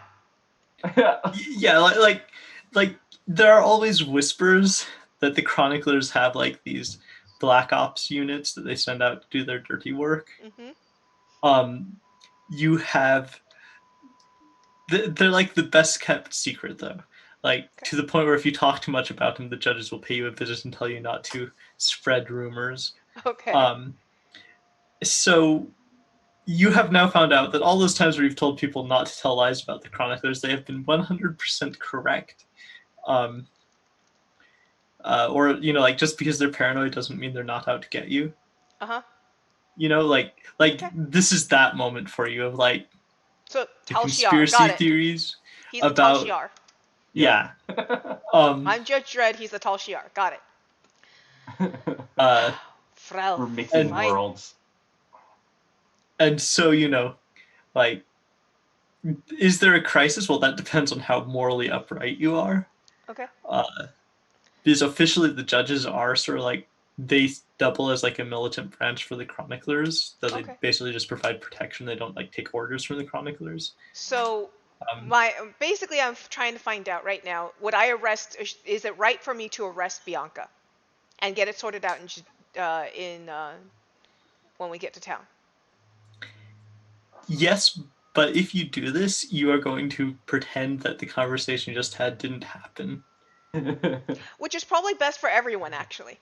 Yeah, Very well. Then, if this is if it is as you say, then your superiors will have you out within a day. You are under arrest. Read your rights. What rights? You will return as a prisoner for your attempted murder. Totally. I mean, yeah, attempted murder. But yeah, definitely. All right. One thing you can do is you can dye her hand as a fugitive, which will serve as a mark for anyone else that, like, hey, this person's on the run from the judges. Yeah, I'm gonna dye her hand. It's temporary. They can wash it off if she's found innocent, right? If they let her go. Yeah. It's temporary. Cool. So yeah, dye her hand. It only takes like 6 months to fade. Yeah, cool. It's fine. I'll dye her hand. I will, tie her up as appropriate, and we're gonna drag her in because this conversation never happened, and she just tried to murder someone. Yeah. As far as I'm concerned. Real quick before you kind of spruce me up anything, I need to go through his tent. There is an item that I need from him. But remember, you get the pistol. That's yours. Enjoy. I do not Probably care about the sell it for pistol. less. Anyone else can have it. As for searching the tent, no, you No. are under arrest. Others Ooh, can search the Gunther, tent. you were doing so well. You're doing so well. All right, we're off on a weird foot. You're doing so well. Let's continue on that track. Let's go search the tent together. Okay, I'll show you what I need if I find it. That I But will you're do. doing so well. Like I'm going in with you. I got the paint. It's Okay. cool. We My will, superiors will fine. be kind of Then mad, but yeah, search together. yeah. Let's do this All right. together. Are you letting the others be in on this, or are you keeping them at arm's length? Oh, they should come. I need better eyes. My eyes are getting old. You know, I have old ones. Yeah, I'll come in. Well, I don't think you're getting past Ingeborg because she's there, with the dealing with the wound. So she's gonna see everything. Yeah, but I'm paying attention to the patient. Don't True. really care about your guys' internal matter at this point. Yep. Yeah. You probably want to take off his Vodacur and stuff. I can show you how to do it without tripping the explosives and such. The booby traps. Yeah. Probably Do good. you want me to, Iggy, or is he fine that way? I don't know if that's obstructing his breathing. I'm pretty sure I damaged it in some way. The wound is on his head, but by all means, the better access that I have to this man is Okay. better for his long-term care. Yeah, I figure I'll strip him down, get him into regular clothes so that you can take care of him. All right. So when you take off Voltaic's mask, you see that he's clearly like middle-aged, maybe even older than that. But if he's older than that, he's kept in shape. He actually looks kind of like Spitalion because he's totally bald, no beard, anything like that. But you can tell that he has like a chronicler tattoo on his forehead and everything. So you're certain that he is who he claimed to be. You don't see any worrying things. His breathing is more or less normal for having had his head staved open with an axe. I'll slip into the suit and. It's nice to get out of those apocalyptic clothes, you know. All right. Unfortunately, well, actually, make a perception roll for me. Me? Yes, because you're looking for the artifact, right? Yeah, I'm telling them to help me. Yeah, he did ask for help, and we have Yeah. people very good at perception in this group, apparently. I see nothing. I don't want to roll anymore. I All would right, be helping Raphael, not helping Bianca on this check, by the way. So I'm declaring my assistance to Raphael, and I'm going to roll my 5 dice. I got 1-6, so you get an extra die from me. I'm just standing there watching, like. All right, so Raphael will make a perception roll with 6 dice. Oh, with 6, okay. Yeah, I gave you a Yeah, bonus with die. the bonus from. Oh wow, so I had 5 dice, gave him 1 bonus, therefore we net 1 in the end. Oh well, Woo. still good. 3, 2, 3. 1, 3, 1, 2, 1, 3. No successes. He botched. No. He botched based on what I just heard the math of that. Yeah, I just heard a botch too. So you are searching through Dude, Voltaic's tent, and you cannot find anything that, like, literally, it's spare pair of boots, the footlocker you've already been through, bedrolls, and like nothing. So whatever you're looking for, it isn't there. Nothing here, guys. That's unfortunate. If Raphael says that, then it is true. He has better eyes than I do. Yep. All right. Although the dice, I would have had 3 successes. Straight up mine. Did you want to tie in me up, the interest of full disclosure as a GM, I'm simply using that as a gateway to one of 2 possible things here. Because the artifact has to exist. It's not just going to be like Schrodinger's artifact, oh, you accidentally left it in the snow. I'm good with the fight. I want to test out combat with this character. So, let's go. What? And we have a warrior prodigy over there still asleep that needs to get something to do. But in any case, there's nothing there. Okay. You even come back in the morning and pack up the stuff. Voltaic is somehow still alive. Yay! Go Ingeborg. Good job.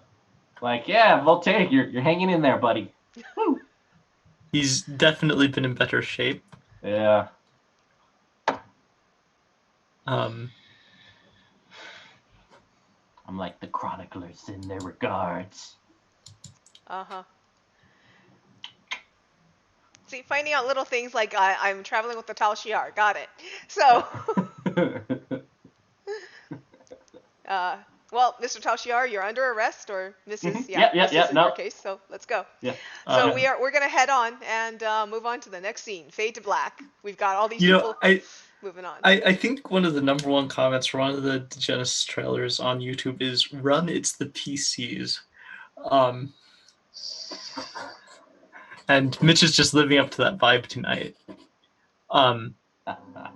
So in the morning, you move on. What are you going to do about the missing artifact, or do you not really have any? I don't care about it. That's all up to Bianca. Yeah, I'm like... I think she's the only one invested in that at all. Yep. Yeah, I'll go over to Raphael and be like, hey, Chronicler Scrapper, how's it going? Why don't you answer me? I know you're young, but like... Yeah, I'm... got a lot on my mind. Why aren't you talking to me? Because I need your help. I need you to help me find this artifact. And in return, I'll give you some deets on some good underground places you can get some scrap. Something from, the secret caches of the chroniclers. You and me, right? I think it's a good deal. Yeah, do you know what scrap is? Yeah, tech, everything that the chroniclers buy. Yeah. It's about what's left. So unless you have another offer, I don't think I can help you. I do, like computers and stuff. If you want to make money, lots of money, I know several caches near Justitian. And if you help me, you find this artifact, I'll give you a map. Yeah, see, again, I think I've heard that story one too many times. I don't know if I believe you. And if I do, I don't know if I trust you. And besides, there was no artifact there. I looked. There is. No, I don't miss anything. Yeah, but it's here, so it didn't just fade into non-existence, Raphael.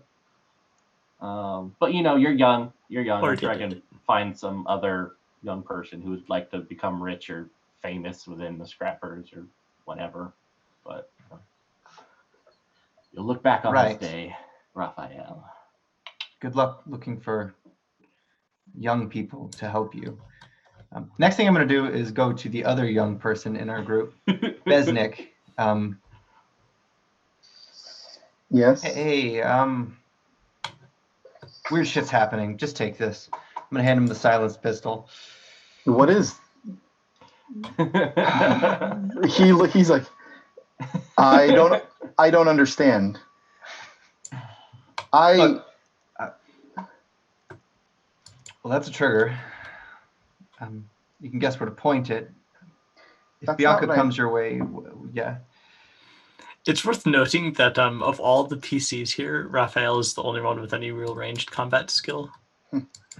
Shotgun, so. And Bianca. Yeah. What you talk about? You're telling me what exactly? I don't know the details of what happened last night, but I know it wasn't good, and I have the gist of it. What exactly is it that you're saying to me? All right. Well, we need to clean this thing anyway, and I'll start unscrewing the silencer. Let me catch you up. Yeah. Raphael knows that shooting with a silenced pistol is not easy like it would seem.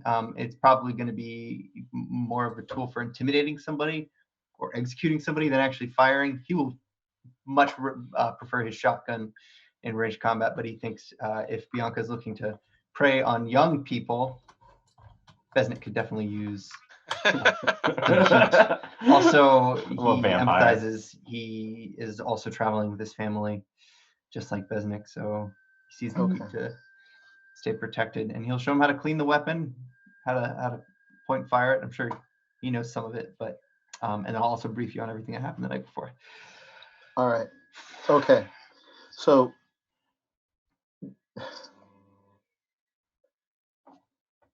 do you think that now that everything, well, now that Voltaic is dead,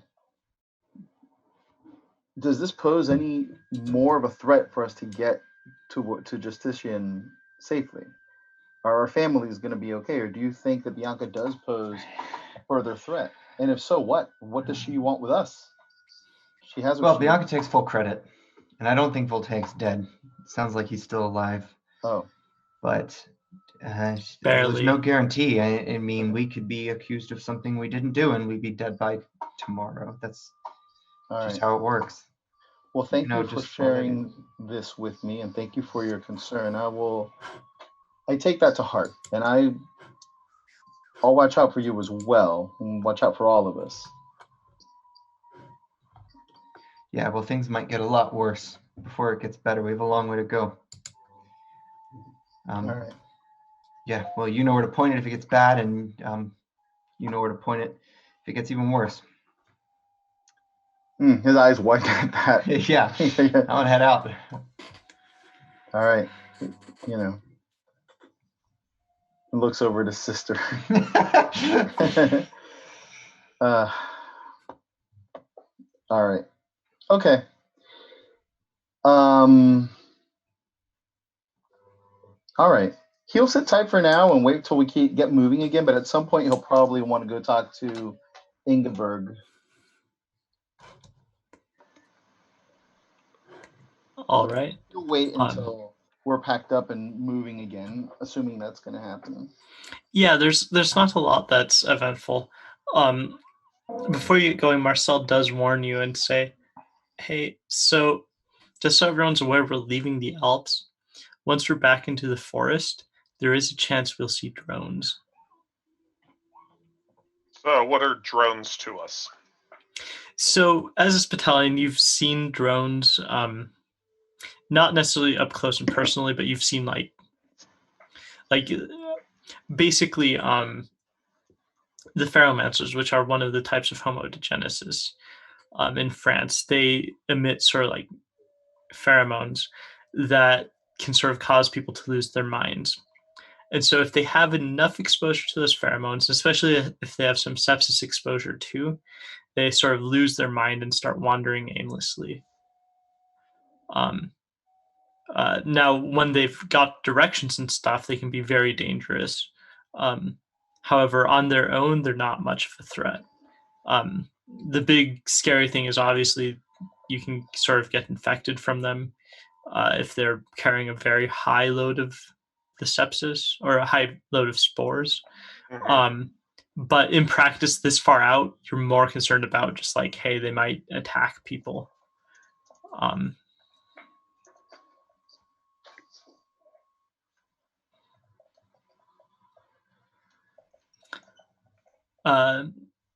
And so you are back on the road. What was it that Besnik wanted to say to Ingeborg? No, at some point he just wants to kind of discreetly approach her, and you know, he'll address her. I was wondering if I could have a quick word with you. Of course. You look like you know. Well, like you know what you're doing here, and like you know you.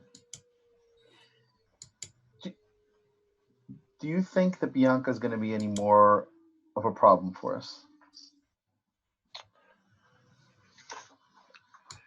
Chroniclers are generally more obsessed with playing with their toys than anything else beyond that. She had some sort of mission dealing with him. I have minimal involvement in it.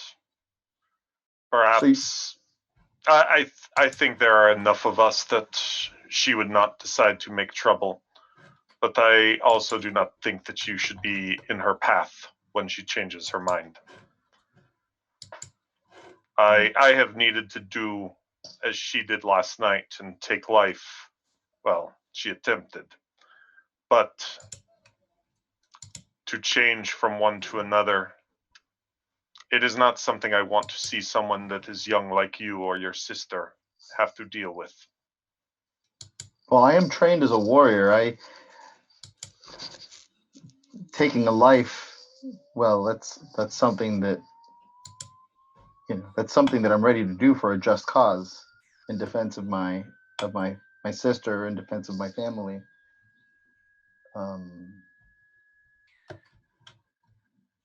I was wondering if,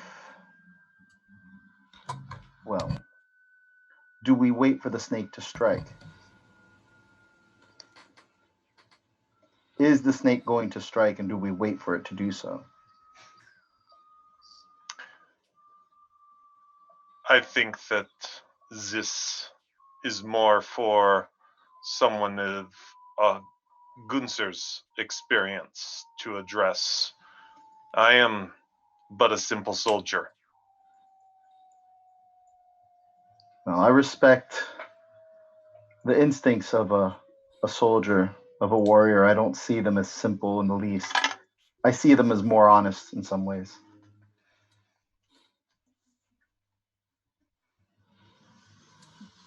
Anyway, you can count on me if you sense something imminent is going to happen here and something dangerous is going to happen here. I nod, and I will do the best that I can for you and your sister. All right. With that, he'll nod and he'll go back to his sister. So you guys continue down into sort of the valleys and the forests. The Anabaptists are interesting because they alternate between singing hymns to pass the time as they travel and singing songs with questionable lyrics, often with a sort of pointed bent towards Mohammedans and their goats. But you make it into the forest, and suddenly Marcel stops. And he points down the road to anyone who's nearby enough to see him. And he says, "Look." What do we see? Yeah, exactly. So as you sort of stop and look, you see like shambling figures passing through the forest. Ooh, okay. He says, "Every year the drones get a little further out." He says, "But they won't bother us. Let's just let them pass." Yeah, I feel like eventually they'll be on Justitian's door. They are going to hit travelers, the unsuspecting travelers. At least here we have weapons. We have people who can fight them. I'd rather ensure the safety of the next passengers who do not have caravan guards as you do, Marcel. I would say keep the non-combatants hidden, but anyone who wishes to join me in fighting, I will go. I would say that we all have things that are more important than a few of these things. Yeah, it's Marcel like shrugs. He says, throwing "Hey, if water you in want the to go ocean. fight them, be my guest."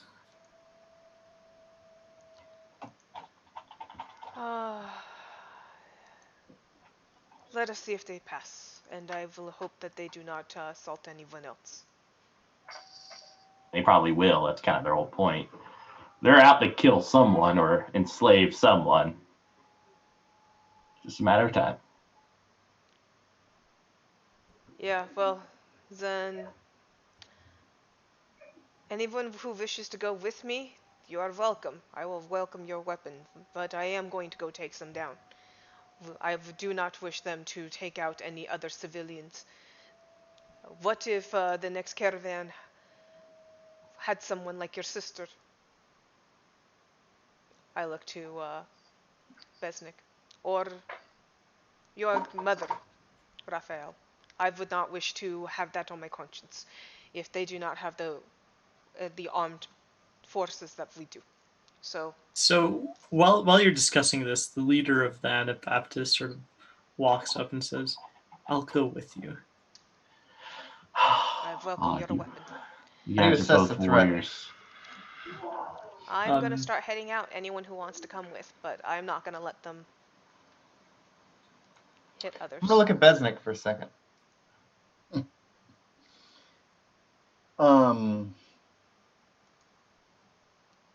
He.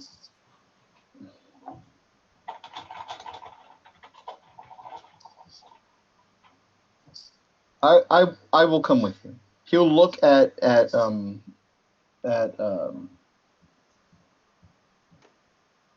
I'm sorry, it's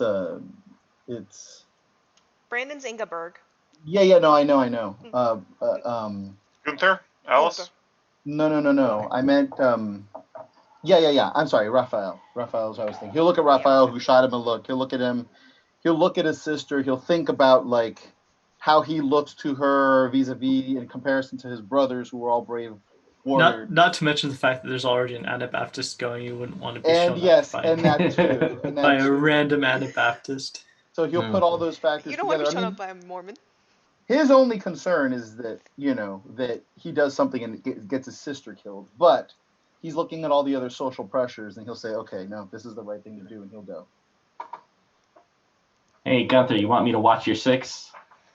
Gonna tie me and stuff? Or should I just stay here? I say she's the vanguard. You protect the non-combatants if anything comes here. All right. Cool. Sounds good. All right.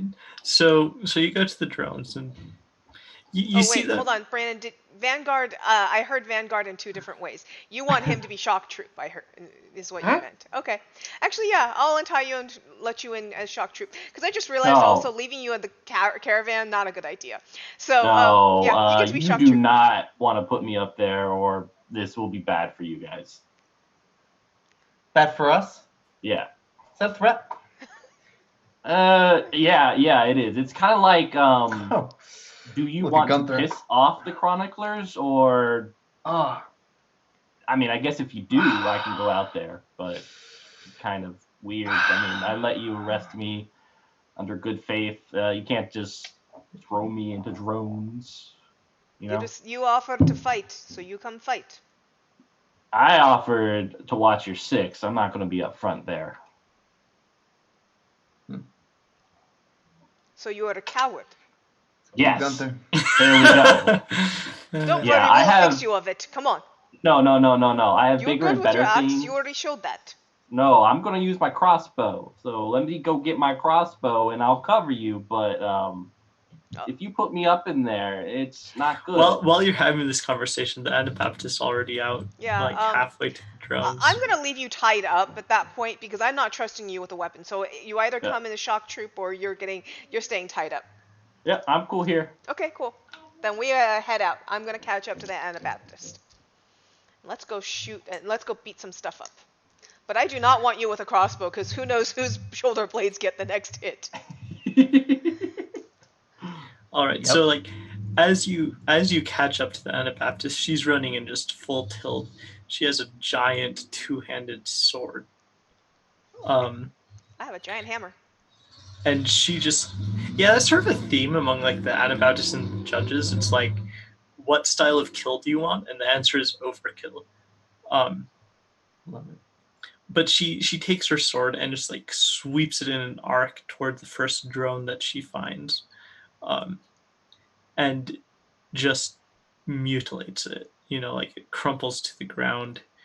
You see that the drones are in like really bad shape. Like they're malnourished, they're frozen. Really, they're like, you've heard of drones before from like the people in like Franca who fight them a lot more. Because there are some judges who actually have had like direct combat action against the drones. And the accounts that they tell are like people just emerging from the water, like pulling people in and biting and tearing. These are not those drones. They're like, you can see like frostbite just like eating its way up their legs and hands and arms, and like really, you're almost just doing mercy to them. However, once the first drone falls, the others immediately become aware of your presence. If you want to roll psyche reaction for me. Okay. Oh yeah. Okay.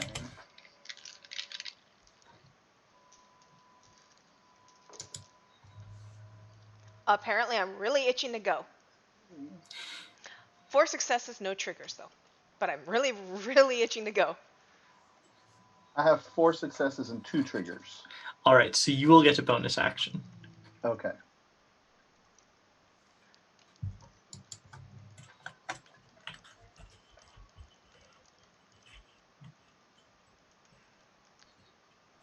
So, who else? I got 1, 3, 1, 2, 2, 4.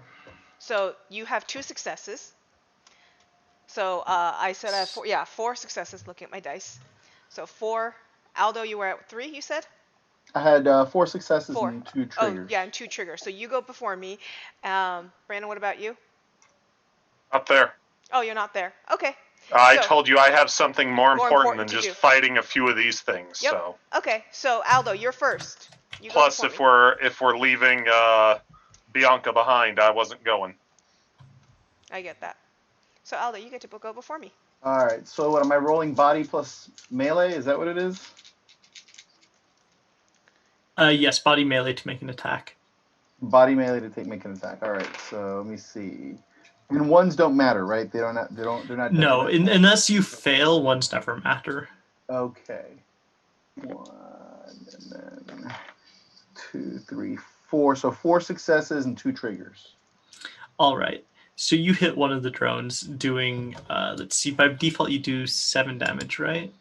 I 9 damage. Oh, right. 9 I forgot how nasty that saber is. Okay.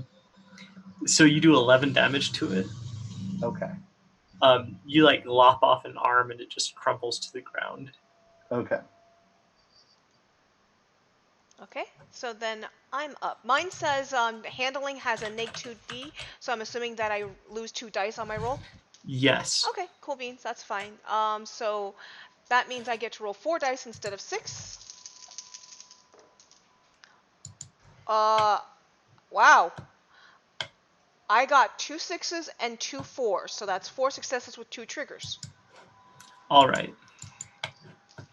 So you sort of swing the hammer down on one of the drones. Yeah, base And damage is 7. You like lodge the hammer in its skull. Okay. And I crush it downwards. Yes. Now, unfortunately, because of the impact quality, the hammer is stuck there. Okay. But you can remove it without any penalty next turn. You just can't use it again this turn. Okay. But you only had 1 action anyway, so it's not a big deal. Okay, so it's stuck. That's fine. Yeah, and now there's only 1 drone left anyway. Okay. Well, next was Ian. Ian, show us up. Well, I'd like to delete one of these things using my shotgun. All right. Hey, How do I plays to your quantify that? whole scrapper thing. Deletion. How do I quantify that? What am I using? Because it does 10 damage.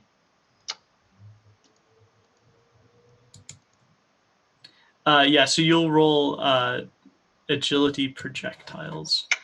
All right. And if you use both barrels, you get double damage. Which is pretty hardcore. Yep. So agility, projectiles. I have 2 in projectiles, 3 in agility. So I'm rolling 5. Is that how that works? Yes. Okay. All right. I got a 1 and a 6, 1 and a 4, and a 1. So fortunately, even though you rolled 3 ones, which would normally botch, you only need 2 successes to hit. So you will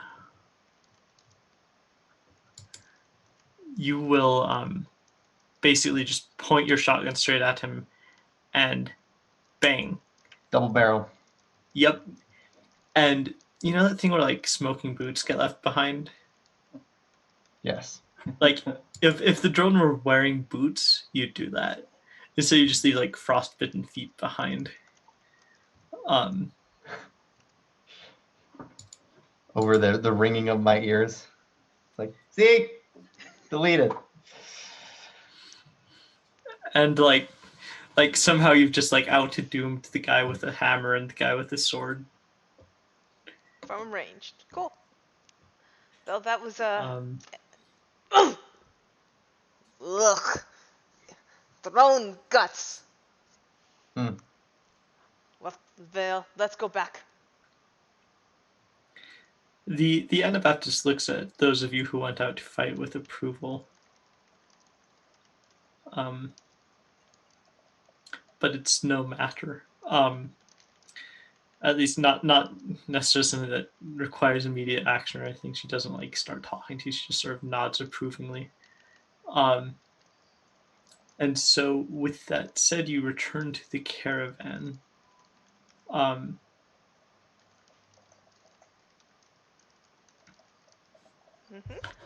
So you notice that that Bianca has slipped away. So I've gotten nothing. Brandon's been there guarding him the whole time. Brandon never joined us. I'm sorry. For some reason, I was thinking you were. I'm sorry. I'm not sure where my brain failed. Make a perception check for me, please. Brandon was literally guarding her, like next to Yeah. her. As I said, I don't trust her.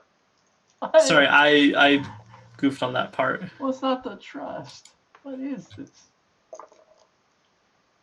Okay, 4 successes, 1 trigger. All right.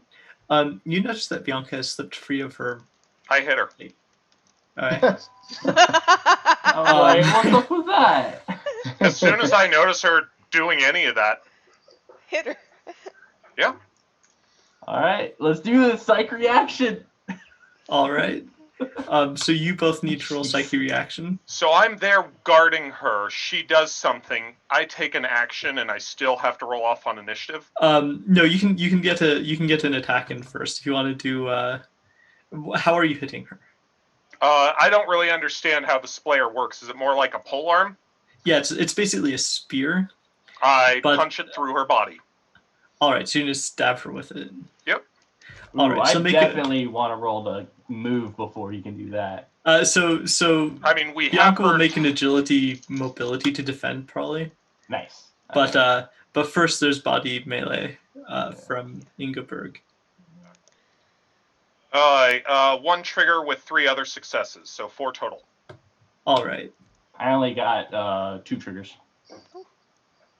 All right, so Bianca slips free, and immediately this battalion notices and stabs.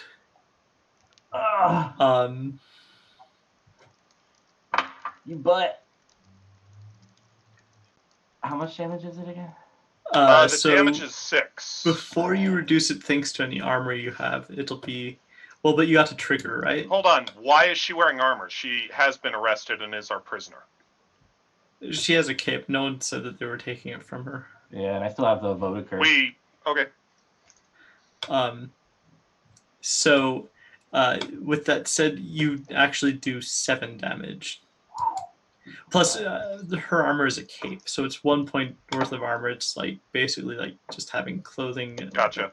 Heavy enough for the weather around here. So what is cutting 2T plus 1D mean? So if you get 2 triggers on the splayer when you hit someone with it, it activates that special property, and you do plus 1D of damage. Gotcha. So it is in when you use it right, it goes from being a very decent weapon to being a terrifying weapon. A baller weapon. Because like if you got a maximum roll on that, it could very well be like one of the highest damaging weapons in the game. Gotcha. Like to the point where sometimes people have complained that the upgrade to the next level of Spitalion melee weapon is like, why would you use that when you could use a Splayer? It's like, well, there are reasons. If you don't want to count on having 2 triggers, for one thing. But yeah. What does Bianca do once she's been stabified? So now we're rolling reaction psyche. Yeah. Reaction psyche. Yeah, assuming you guys are into the combat now. Assuming you guys are going to continue 4 this. successes with 4 triggers. 4 successes, 4 triggers. 4 sixes and a 1. 1, Oh dear. 2, only 3 successes, no triggers. I stabbed All her right. again. Oh dear. By the way, I would like to point out that means you get 3 actions to take before I know, right? gets any. I stabbed her 3 times. We're gonna come back to Bianca being dead, guy. I know, right? All right. So you'll make a body melee roll. Oh, I know people are supposed to die in post-apoc games, but I didn't know we were playing Paranoia. No, it's Genesis every time. Chroniclers are always the bad guys. Genesis can go south really quickly. I'll spend my stuff dodging. 3 hits with one of those being a trigger, so not enough to get the bonus on it. But still a bonus point of damage. And Bianca using... 5. Bianca has had enough time to go for her axe if she wants to use body melee as defense rather than agility mobility. Why is the axe near her? Yeah, I already rolled. Oh, yeah, why would the axe be near her? It's agility mobility, then you're unarmed. Yeah, 5 successes. And I yell like, Marcel! I'm being murdered here! So your first... Bianca manages to dodge the first attack and calls for Marcel. Marcel, like, steps back and puts his hands up. Like, he is not part of this. I say, favor Colin now, buddy. Marcel's last name is Switzerland, guys. Switzerland, get your butt over here and stop this murderer. You know, the great thing about... I do have a question here. Yes. I am the last one standing on my side right now. Does that mean that I should be? Someone has to fall for that to activate. Copy that. Just kill someone next to you. Also, I'm not sure you need any bonuses here. I know, right? I'm about to die. So you can make more attacks. You need 2 successes to hit by default. That's 2 successes. Okay. Since passive defense is 2. So is she able to continue dodging, or is she burned her action to dodge? No, each dodge takes an action. Okay, so that's 6 damage. Good for me. Yes. Oh god, I'm about dead. I'm like, okay, geez, what do you want? Lost to die on that. Alright, and that's 2 successes with the trigger, so 6 more. And I'm dead. Oh. Alright. So you murder the ever-loving crap out of the chronicler.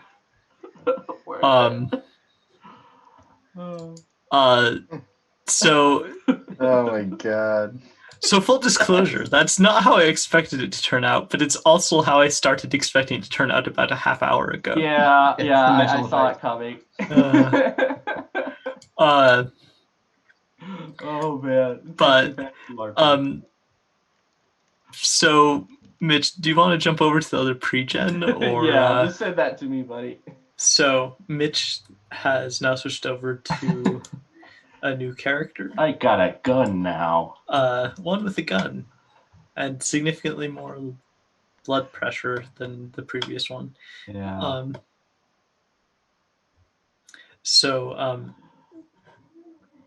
Now Mitch is playing this battalion. Or not battalion, Helvetic. Helvetic. Because the battalion is Frostwires.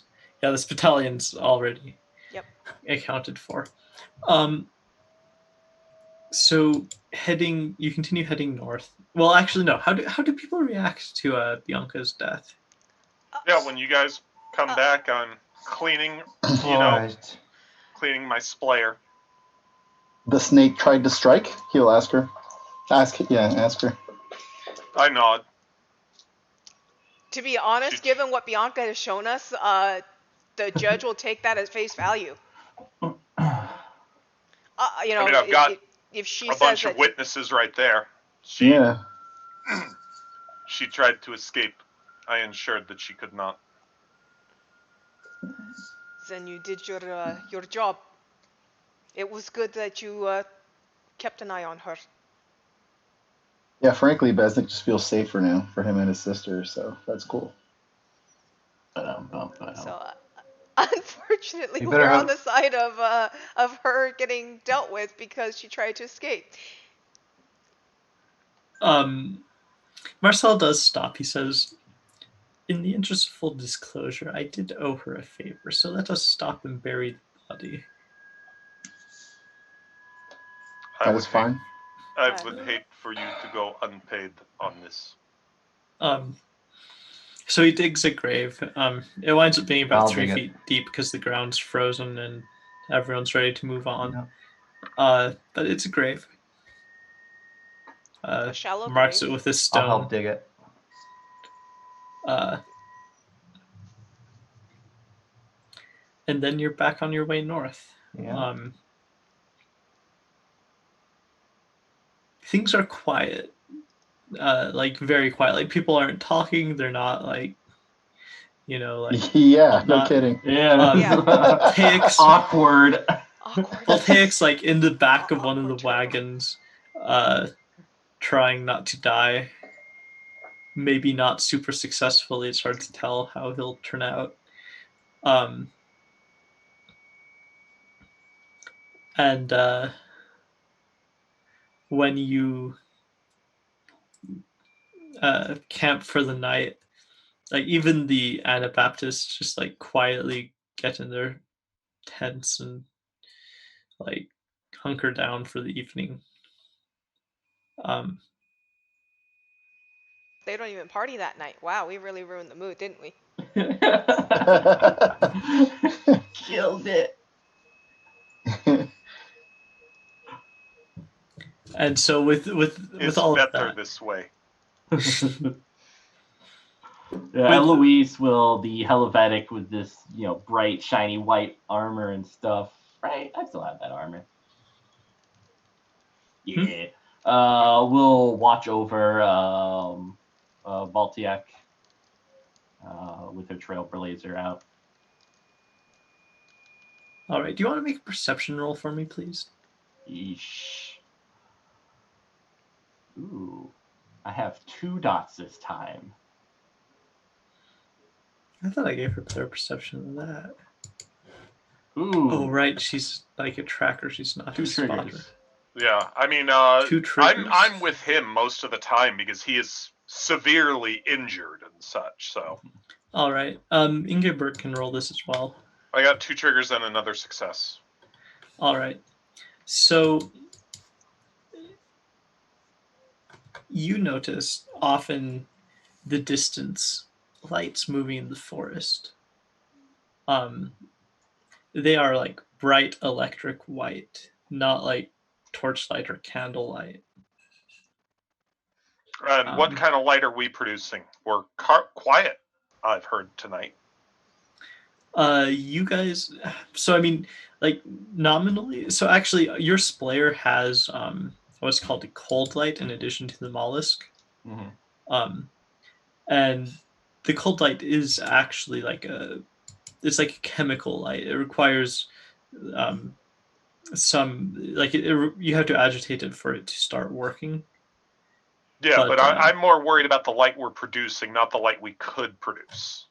Oh, you mean like what's your light? Yeah, because we're quiet tonight, so that's good on getting noticed. But So what kind of light is the camp producing? The night is clear, and so there's enough starlight to see for like movement outside. The lights that you're seeing are cutting through the forest, or it's a little bit like better to actually have a light. There's a couple of very dim campfires. In our group? Yes. Okay. Is it possible to take some stuff and shield some of that lighting? So in the direction where we're seeing the neon lights coming, grab some just move our carts basically so that we're blocking the lighting from that, our light from that direction so they won't see it. And so adjust the carts, move the tents, stuff like that. And therefore, That would depend on the people who are currently on watch waking people up. Yeah, by all means, the action team that we have, I definitely want to get all of them awake in case we're going to be running into trouble, and shielding light is the next thing. yeah. So All right. as soon as she gets me up, the first thing I start doing is start moving the carts and adjusting tents and creating curtains, stuff like that. Yeah, All Besnick right. will enthusiastically help with that as well. So Eloise will while just you're start doing moving that, towards it. you think you're able to shield the light. However, the And, lights in the forest disappear while you're working on that. I'm sorry, what was that? What disappeared? The lights The that were coming lights. from the forest disappear. Okay. Okay. How distant were they from us when they disappeared? Hard to tell because you would need to know like what the source is to be certain. 400, 500 meters. Like you're nowhere near the tree line, and it's coming from the forest. Mm-hmm. So, Did we see anything in there during the day before we set camp? no. Okay.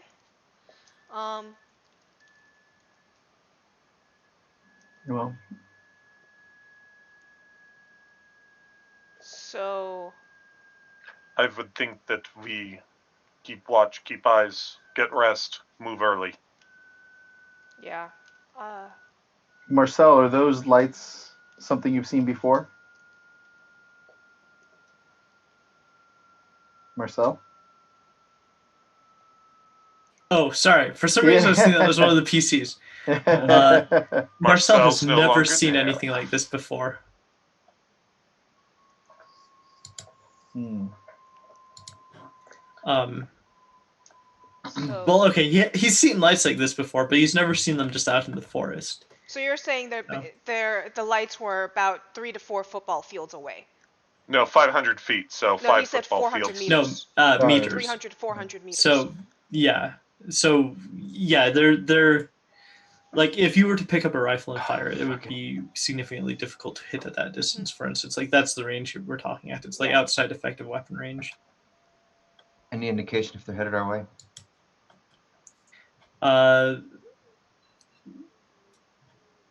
No, not really.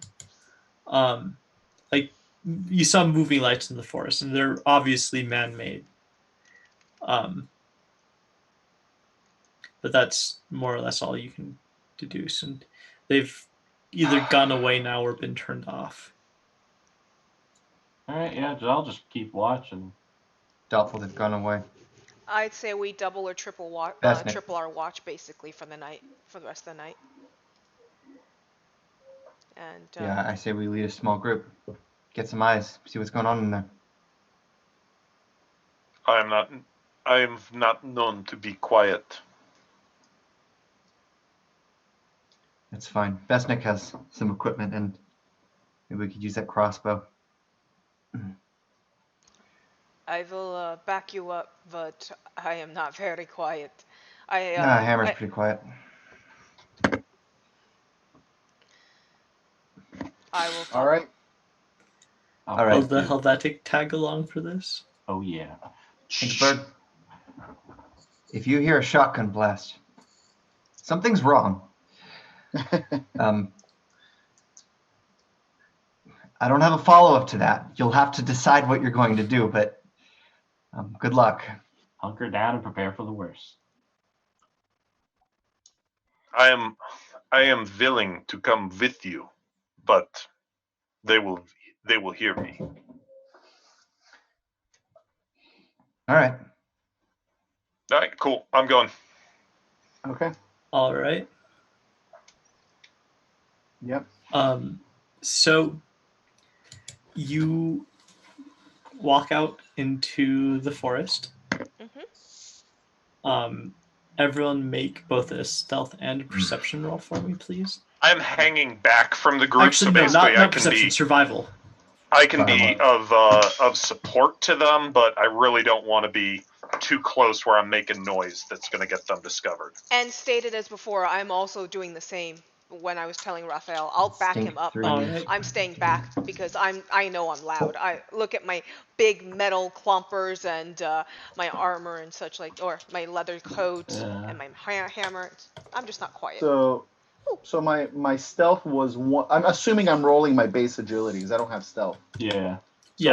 So I rolled one success. Survival or stealth? Stealth. Both. Well, for both you can roll base stats, but for survival it would be instinct instead of agility. Right.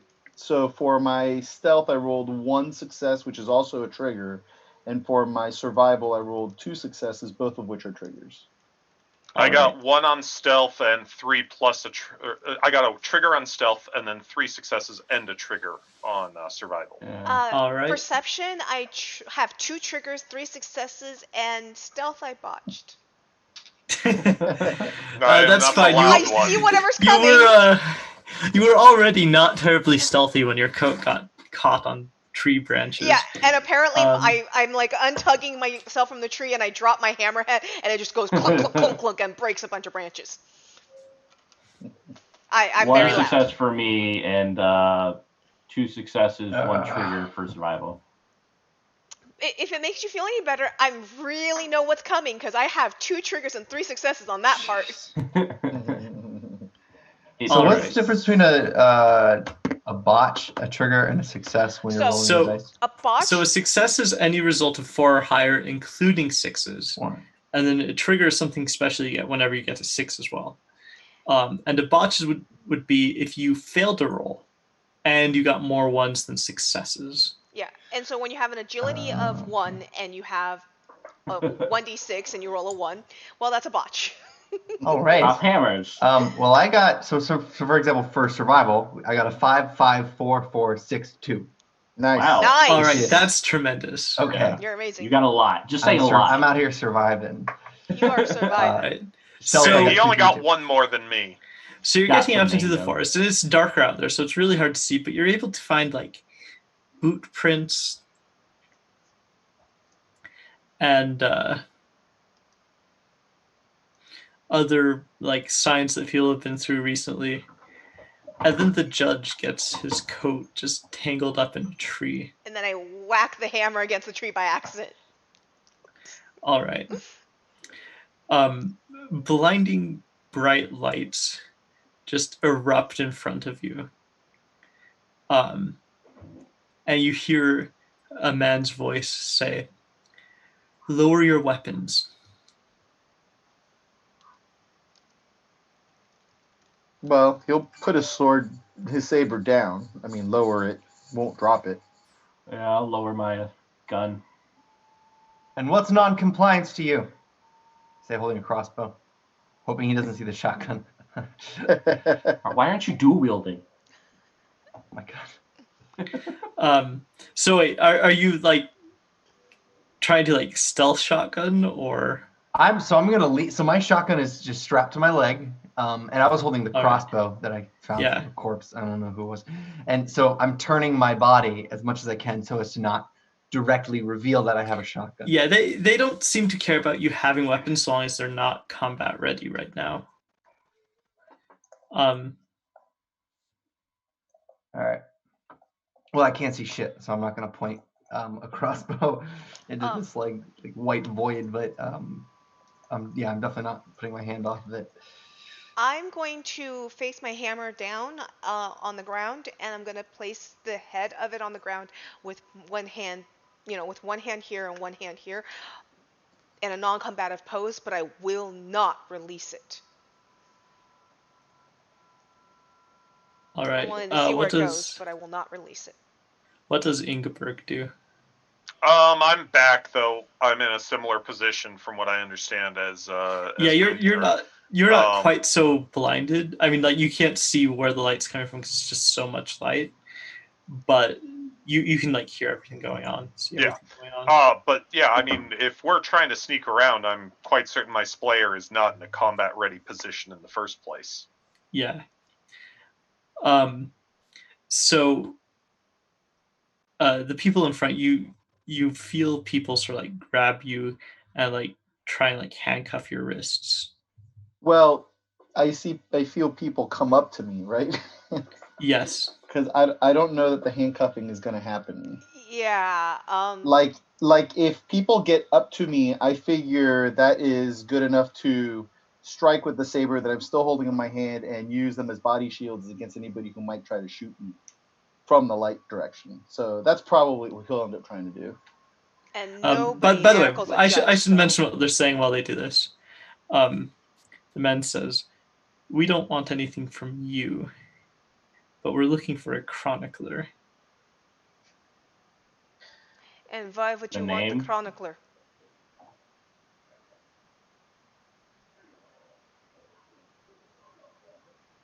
Is he? Are they trying to manacle all of us, or just Besnick right now? Well, actually, no. They're only really worried about people with guns because they're not planning on ever getting close enough to get whacked in melee. Okay. And Yeah, I'm backing up like. so long as the Helvetic, one of them sort of shouts to the Helvetic, like, "Sling it across your back." And then they seem happy. They're not so concerned about a crossbow. Aw, hey, just Like, tell him don't to put know. his weapon away. It'll make him feel better. Well, then at that point, Um, and who is this chronicler you're seeking? Because you'll probably need to go back about 2,000 meters that way. Look for a 3-foot grave. Marked Well, with... no, I mean we moved on after that, Alice. Yeah, so. I know. 3,000 meters that way. Okay, sure. Longer than that. Couple, half day's journey that way. there's you hear sort of indistinct talking between people.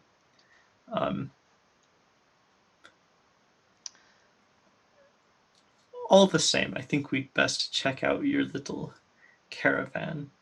And all the One of same, them. what authority do you have? You are speaking with a judge of the protectorate. You hear the sound of a pistol slide being like racked backwards. Sounds like authority. Attacking Listen. a judge of the protectorate is a capital offense. You are aware of this. I don't think that applies out here in the wild. He says, "You know how often judges come out here, right?" Okay, I'm ready to roll a nits because I'm going to charge him at that point. Yeah, I'm ready to pop off. Holy crap! Let's do this. I'm just gonna, but it's a shotgun. It's All right.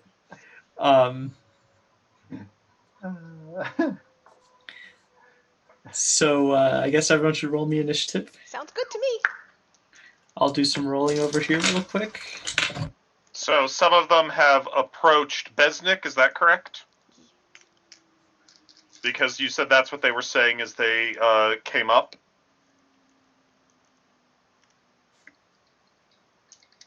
You're muted. You're muted. We can't hear you. Oh, sorry. I was going to roll dice and I roll on a hard surface next to my mic, so I didn't want to have it going. The other person they're really concerned about having their weapon away is the Helvetic, because Trailblazers are scary. But you said that they are close. They've approached these two people they're worried They're like 5 meters away from anyone. Okay. So Enough to You do charge. it. I'm 4 successes, 2 triggers. I'm 1 And how success, are we rolling initiative again? unfortunately. Agility? I'm Is still it caught psychic on... reaction? My coat's still caught on the What? tree. Psych reaction. Psych and reaction, yep. Okay. And remember, if you get 2 triggers, you get an extra action. If you get 3 triggers, you get 2 extra actions. I know, that was sweet. I Did know. you see how I stabbed that I one? know. I I know. needed a good initiative. Epic My boss dice fight. roll I like how sucks. Mitch is just like, yeah, I saw. I love killing I have- All right. Yeah, Um, we got 2 actions. I get but, 5 yeah. dice and I keep rolling only 1 success when it comes to nits.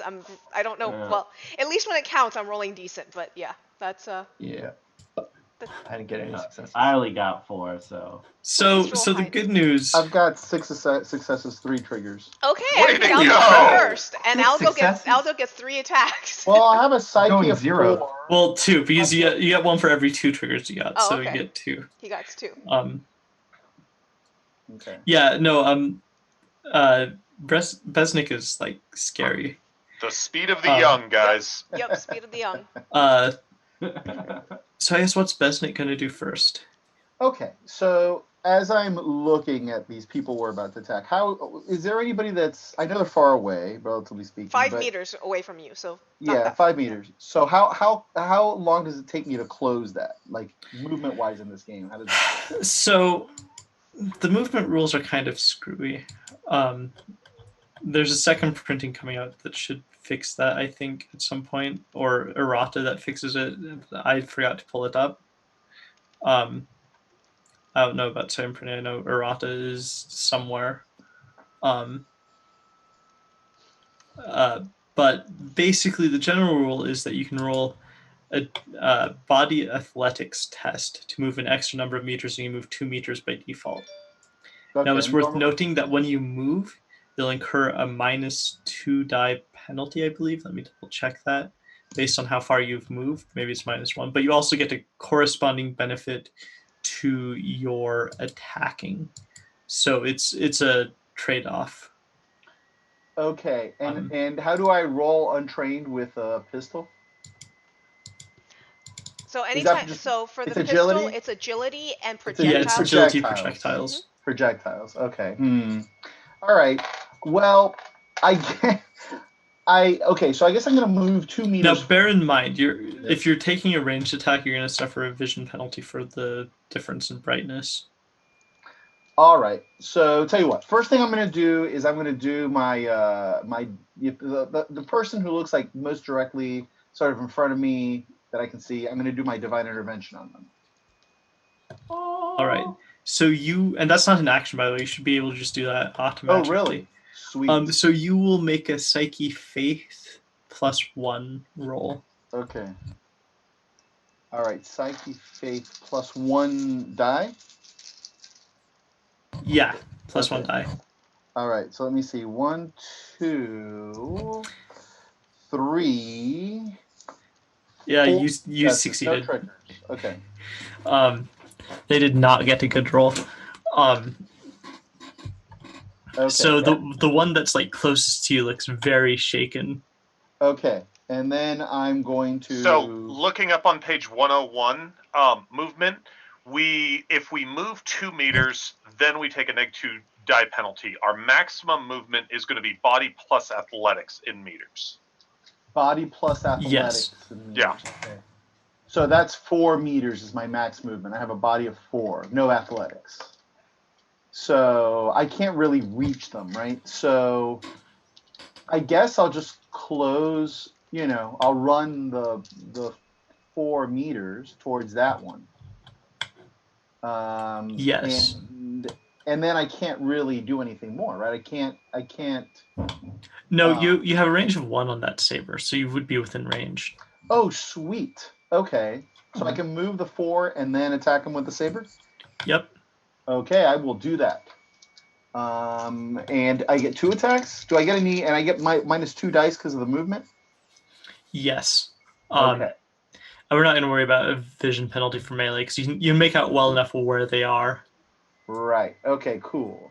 So let me see. Melee. I get 3 dice, and then plus I have. Okay. All right. So I am at 5 dice total with the penalty. Okay. First attack. And it's not that good. First attack, I only got 1 success. All right, that's going to miss. And then the second attack, I do considerably better. Yay. 1, 2, 3, 4 successes, 2 triggers. All right. You hear a woman scream as the sword slices into her. Ooh. However, you also feel it like bounce off metal. Okay. Um, Okay. It doesn't like slice all the way through. Okay. Okay. And so she's still alive. Yes, And she's still standing. Okay. Cool. You're close enough now. Like your eyes are having trouble adjusting, but you can see her sort of like staggering backward. Okay. But she's like keeping her footing. All right. As much as possible, try to keep her sort of in the way of other people that might be, I know it's not perfect, but he'll try to do that to the best of his ability. All right.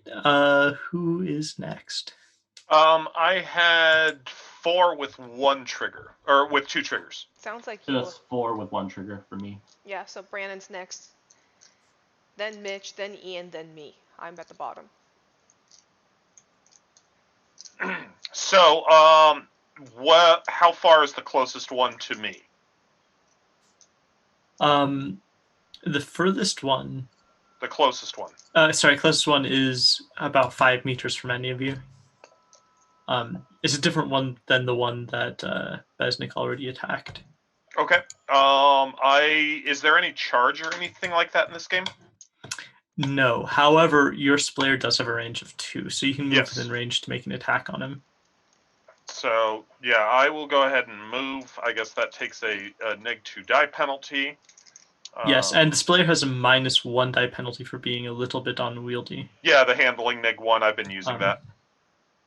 So you'll be rolling 2 dice on your attack. Okay, that's 2 successes, a 4 and a 5. All right. You stab at the guy, and he's a little bit surprised by your attack, and you connect it with him. Okay, so that's 6 damage. Yep, it hits him in the leg. He staggers back a little. You can end this anytime. Just stop. Come and speak with us as equals, not as monsters in the night. Oh yes, I got both triggers. Nice. All right. So how does this +1 die work? So you will roll that die, and that will be added to your damage. So 6 + 1. Oh well, but you do also get 1 free point of damage for each trigger. Oh, okay. So I'm up to 9 damage. So you're up to 9 damage, which is still pretty hefty. Yeah. You manage to strike at him again, and it connects with his shoulder. And he doesn't look too like surprised or nonplussed by it. And then you pull a lever, and the Splayer splits open, and he like falls to the ground screaming. And he similarly splits open. Yeah.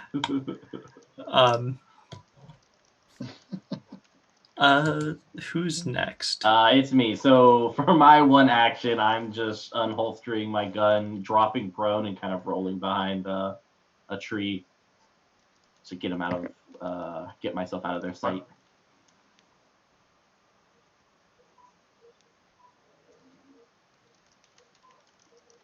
All right. So you are able to get ready for combat on the next turn.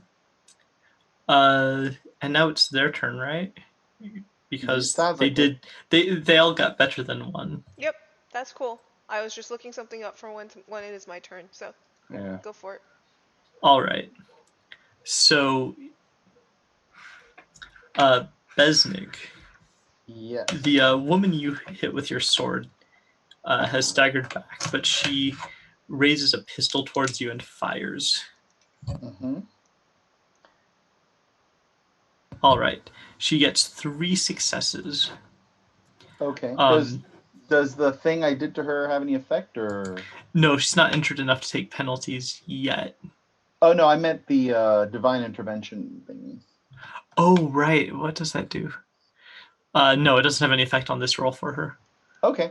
For our listeners and for us that are playing, what does divine intervention do? So divine intervention, what happens is if you succeed on a mental attack against them, every time they roll a 2, it counts as a 1 for botching. Oh. Okay. So it makes botches a lot more likely. And then if they do botch, you get 1 ego back. Okay. Which is nice because you can use ego for certain things. Okie doke. That's cool. We've been sort of skipping over it. Yeah, that's All what I right. was looking for when I accidentally found out that cooperation is actually you just add your successes and triggers. Yeah, they don't get bonus dice. I realized after the fact, like, I have no clue how to do cooperation. I just made it up honestly on the spot because it's been a long time since I've seen it. A lot of tables Brandon and I go to, they're like, I don't know, we've never had anyone do assist or cooperations. I'm like, what? Okay. So it's apparently an uncommon rule for a lot of people to know. I'm like, weird. Oh no, you're thinking of cooperative complex actions. Cooperative action rules do work that way. Okay. Where its triggers become bonus dice. I was looking for Because complex actions are for like if you had like some action that you do over a long period of time, like if you're trying breaking down a door slowly. Break down a door, and you just hit it until eventually you force it open. Mm-hmm. So that's then cooperative. My success adds to his success because we've been breaking the door down together. Yeah, Yep. but with action rolls, it's just you add triggers. Cool. As bonus dice. I am trying. I was right. We were both right. Yeah, cool. And I just found what I needed to finally. Yeah.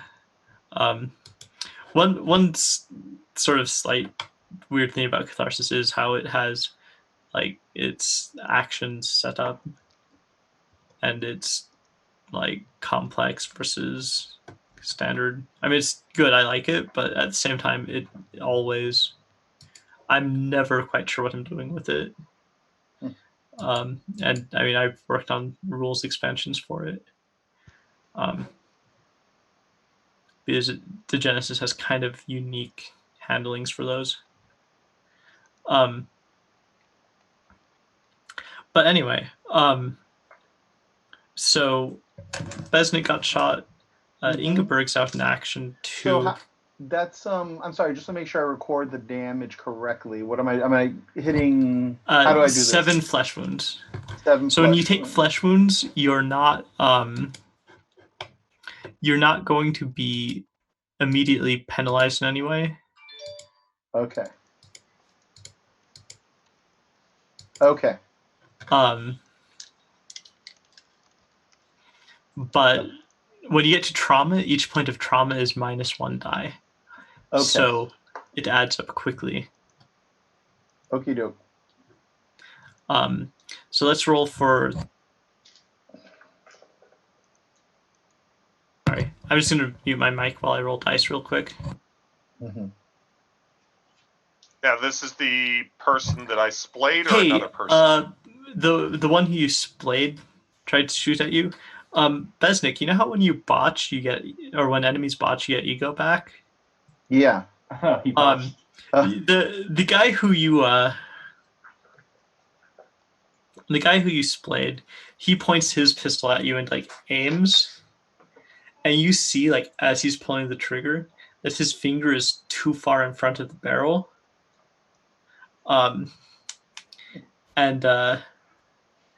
Or rather too far behind the slide. And not only does he miss with the shot, but he also like the slide cuts into his thumb and he drops his pistol. Free pistol. So he is not having a good day. Then there's another one who is going to take aim at probably the Helvetic is an obvious threat here. Well, I dropped prone and rolled behind a tree. Leave me alone. Okay, yeah. He's going to take aim at Ingeborg because he sees his buddy getting splayed. So we'll roll dice for him.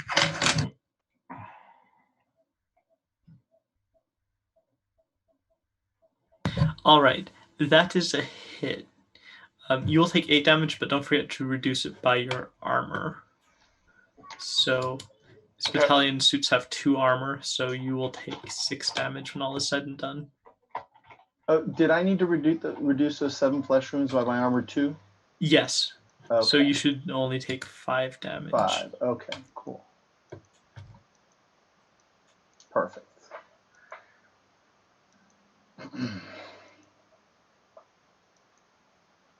All right.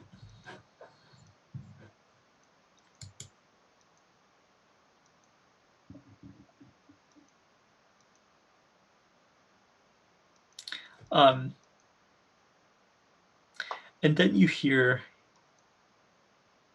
a man say, "That's enough."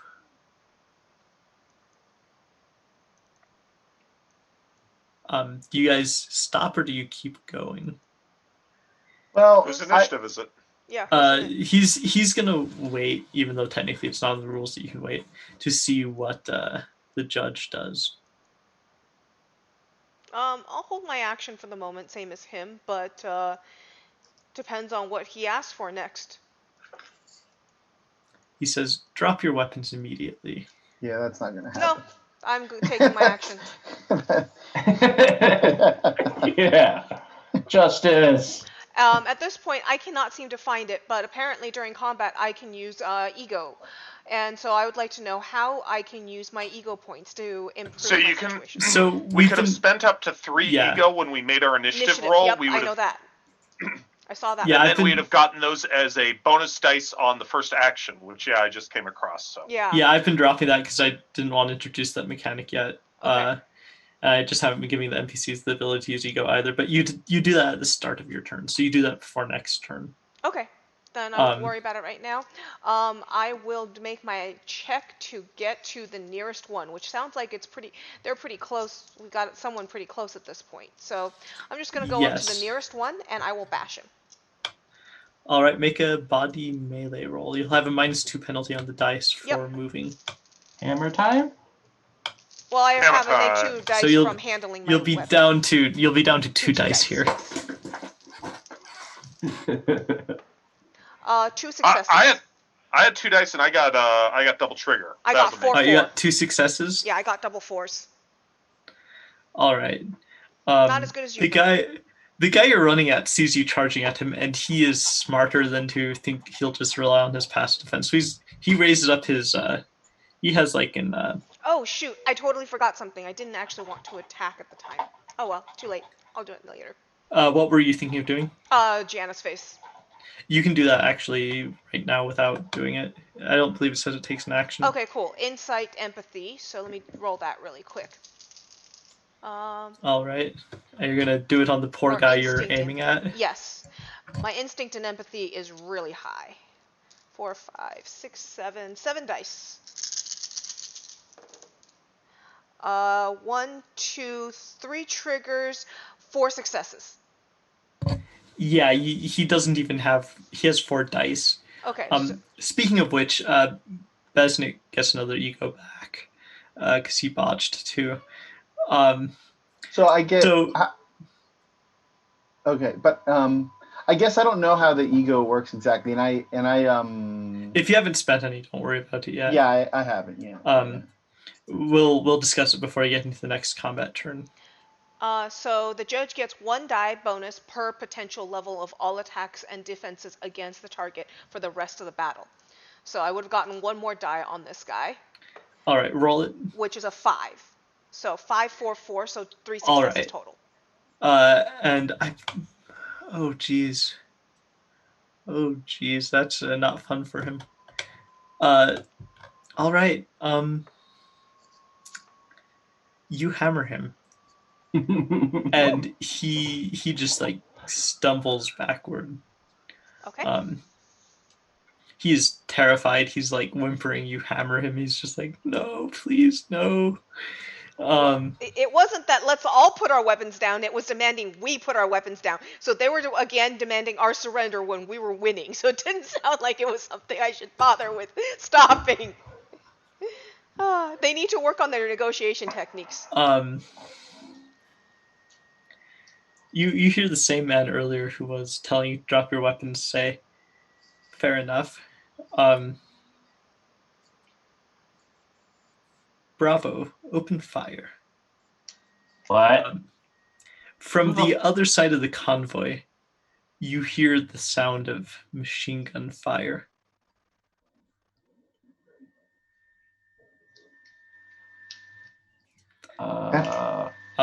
Followed by a lot of screaming and yelling. I think Besnik is about to go Zerk. Has anyone here ever watched the record of the Lotus War? Because I think that barbarian is about to Yeah. be Besnik. I have not seen that, Okay. but yeah. There's a barbarian there that the only one that can calm him, that can take him out of rage is his sister when things go bad. And he will Zerk on everybody until that point. Well, so where are we now? What's Whose initiative is it? I think we're waiting for our scrapper to go. Scrapper. Yes. I Scrapper be don't even scrapping. know. Raphael. I mean, how much time do we have before we're riddled with bullets? I mean, I guess I'm Oh, shotgun the out. machine guns aren't no, it firing at wasn't- you. They're not shooting at us. They just shot at the caravan. They shot at your family.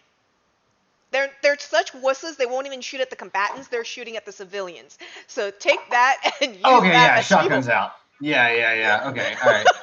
Yeah, it's murder time. They're such wusses. They won't even shoot at the All combatants. right. So All who's right, so nearest you're gonna me? draw your shotgun and shoot. Yeah. I don't know what the range is looking like on this thing. Distance. Oh, we've got a bunch of them near us right now. Yeah, Yeah, you're just- within short Just range. put it in one of their All right. mouths. Well, I'm at double barrels right now, so let's do this. Projectiles, agility. Oh, okay. Well, that's 2 6s so far. Yep. It fits that it's double barreled. And it's a 4 and a 5. Last one. A 4. Ah! 5 successes out of 5 dice. Nice. Any triggers? No sixes? 2 of them are I 6s. mean, with No, a those are with a two double-barreled shotgun, you don't really need any. They're nice. So you find which of the ones are you going to shoot at? Are you going to shoot at one of the ones who's already been engaged, or are you going to shoot at one of the others? Whoever's closest to me, because it's a shotgun, All I right. guess. So I'm trying to think. Who would that be? I hope it's the guy that's stupid enough to say open fire. No, he's hanging back. He's not front lines. Oh, he said Yeah. Bianca. Got it. We'll get him next. And so also worth noting, you should be taking a light or a darkness penalty to fire because it's middle of the night, and even though they have lights, they're pointing them at you and they're not really illuminating themselves. Yeah. But we'll not worry about that. You rolled enough successes that the chance of mitigating this successful shot is basically nil. So you blast away the one who Besnik had hit, and her plate carrier stopped the sword. You just blow her away.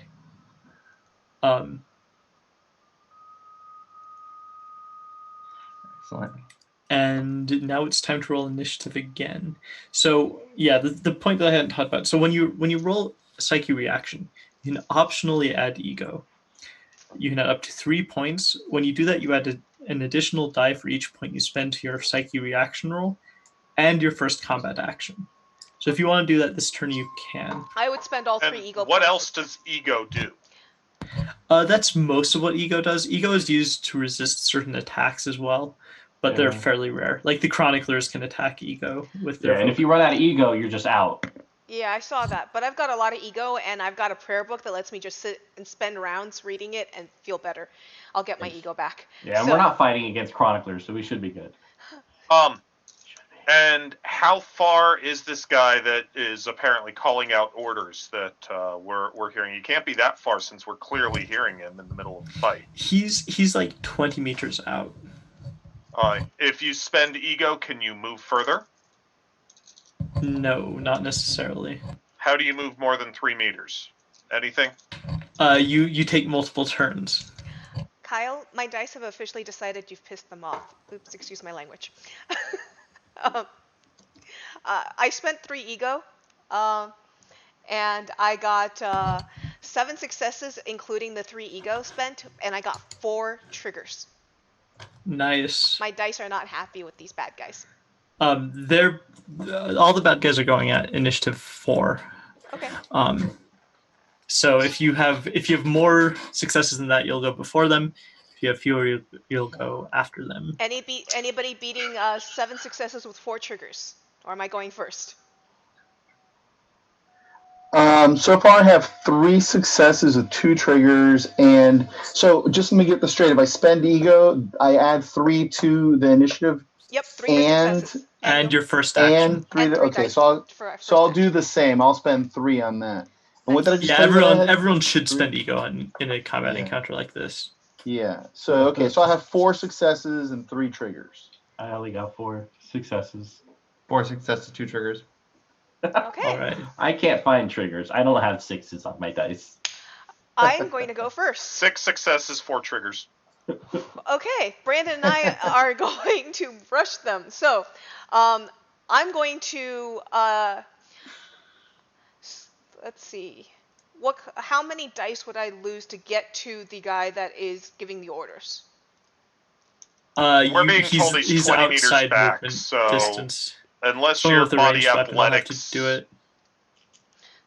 Well, What my did body athletics. Mitch? What did you roll on That'd be initiative? 6 dice. 4 4. successes.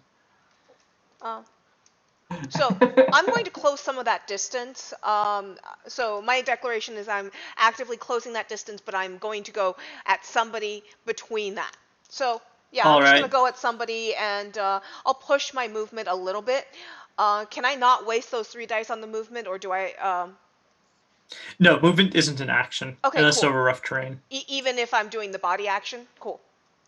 Even if I'm rolling the body. No, we looked it up. It doesn't work that way. It's just Okay. you always move body plus I athletics. got 1 success with 1 trigger on the movement. 1 success with 1 trigger. Yeah. On. Okay. Just so like you I said, want to I'm roll just your finding attacks? whoever's nearby, but I'm making my way towards him and trying to push my distance a little bit. All right. You want to roll an attack? Yep, I do. So I am going to roll a lot of dice here. Also, before that, it doesn't say I have a limit on the number of times I can Janus face somebody. So I'm going to Janus face this guy first. All right. So that's going to be 7 dice. 4 successes, 3 successes, 1 trigger. That's a 3. And you're doing that on the just guy the guy you're beating. hitting? Yep, the guy that I'm taking. All right. Okay, so tell me if I succeed. Unfortunately, that is not a success. Okay, no problem. Wait, how many successes you got? 4, right? I got 3 successes with 1 trigger. 3? Oh, no, that's not a success. Okay. 7. That's okay. However, you were able to take his ego, and if he does get an attack off, he's now losing the 3 dice he was hoping to get on it. Okay, so just to make sure, I normally get 6 dice on my hammer. I lose 2, and I lose 2 because of handling, and I just got 3 for my first attack because of my because of spending my ego. Okay. Still have 7. And I feel and you like don't have to move yet, so. And I feel like I should show this just because it is kind of hold on. I don't know if that you guys can even see that, but they're all successes. All 7 dice are successes with 1 trigger. Nice. So 7 successes, 1 all trigger. All right. So you hammer him again. Hammer time. Yeah. And I think I you just hear bones crunch. Another minion dead. And now, technically speaking, you need to use an action to recover your hammer, but you have a free action this turn anyway. Yep, I have a second action. Which technically you have 3, but. Oh yeah, that's true. I rolled 4 triggers. You're sort of out of meaningful attack range for anyone else. I can't use the third attack. The third action to move. Like. No, movement is free. Movement's always free. Okay. Well then, can I grab something and throw it?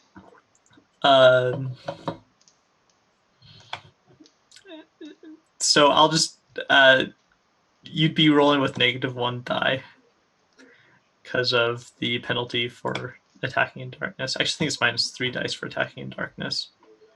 But to answer, theoretically yes, and practice no. Okay, cool. Yeah, I suck at agility. we're good. Done. Gunther is not built for any sort of ranged combat. Nope. That's okay. Every All time right. I've meleeed, I've crushed skulls. My hammer's very good at that. I know, right?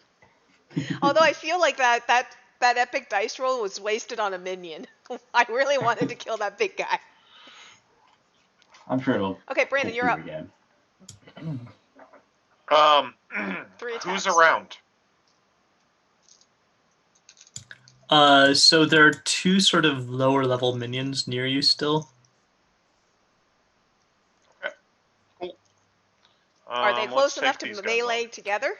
He's got- Yeah, you'd have to move between, but you'd still attack the one that you've already splayed.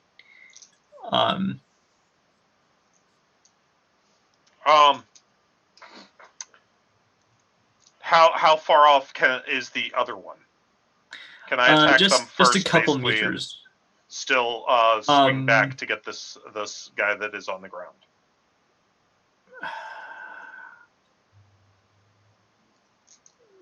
It's just a question of where you want to take the movement penalty. So if you want to move to go after her first, you could.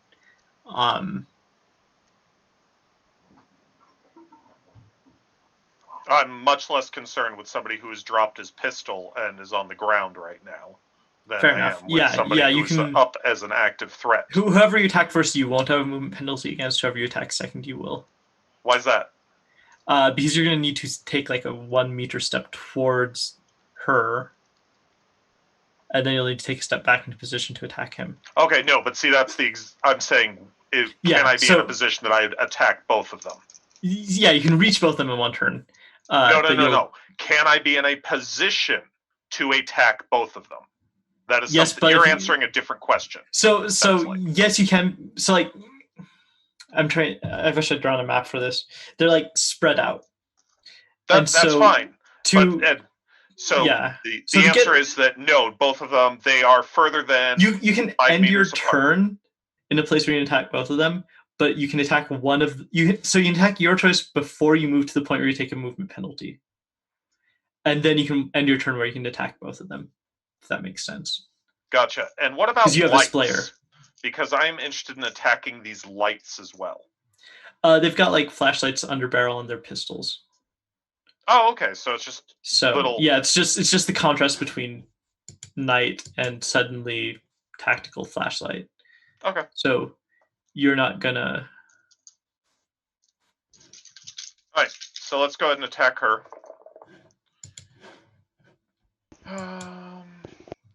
That's 6 with 3 triggers. All right. Roll the bonus damage die for cutting. That's a 6. All right. She falls to the ground sputtering. She is not in good shape. Okay. I guess I will go ahead and continue on her normally, which would no longer get that first action bonus. That is 3 with 2 triggers, which is another 6 again. She is not going to recover from that. Okay. I will then take my 2 die penalty and continue moving back to where I can get the other guy while moving forward to this person that's calling out at us. That is 2 successes, no triggers. All right, that's enough to hit him, though. Okay, so that's 6 damage. All right, so you have killed both of them. You may kill the people that we traveled with, but you will die.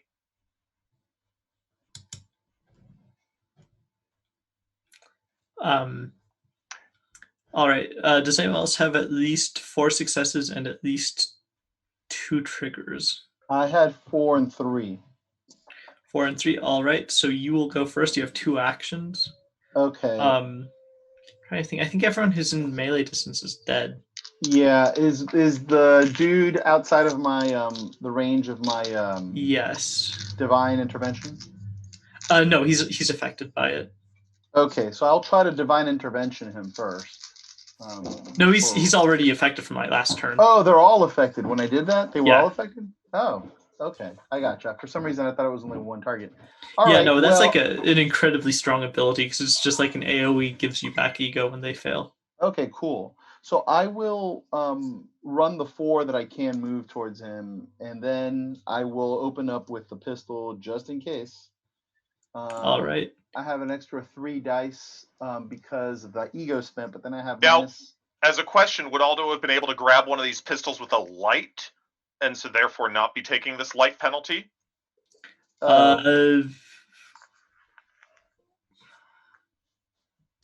Because we know people have dropped right around it. Not this turn. However, you could next turn. Okay. Well, so it's minus 2 dice, is that right? Yes. Okay.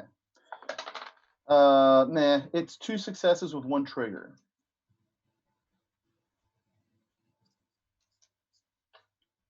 All right. You do actually hit something in the darkness.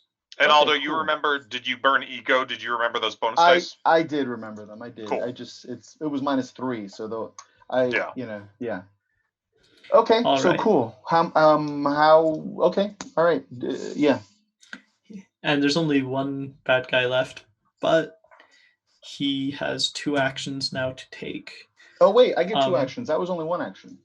Right. Well, but your other action would, if you're not in range for a melee attack, so you'd try to fire the pistol again. Yeah. But you'd be rolling no dice. Oh, that's true because it's minus 3. Yeah. Okay. And I don't have the plus 3 dice anymore for so you don't ego. have the ego bonus dice. Right. Gotcha. So he retaliates by he's not so concerned about the Jahamadan with a pistol. In fact, you think he might actually be laughing at it, even though you did technically shoot him. But he's not. He doesn't seem terribly concerned about that. But he will take aim at the double-barrel shotgun dude. Now, my question is how he's taking that same penalty, right? Because of all of his lights down here are on the floor at this point. He is taking a darkness penalty, yes. He's more concerned with Raphael with his shotgun than other people. So I'm going to roll real quick. So question, in the darkness and all, and last I heard I was next to Raphael, is there a way that I could interpose myself in the line of fire? No, there's an ability that lets you do that, but it's a potential that you don't have. Okay. And actually, I'm not sure it works on ranged attacks, but because I'm willing to spend resources for it, if needed. So Raphael, you take 11 damage, but sink that from your armor, which I believe is 4. So you'll take 7 damage after that. All right. And then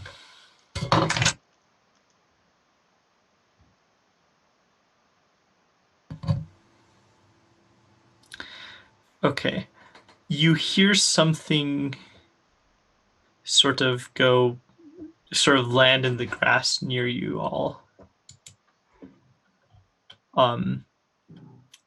I need everyone to make an agility mobility check, please. Okay.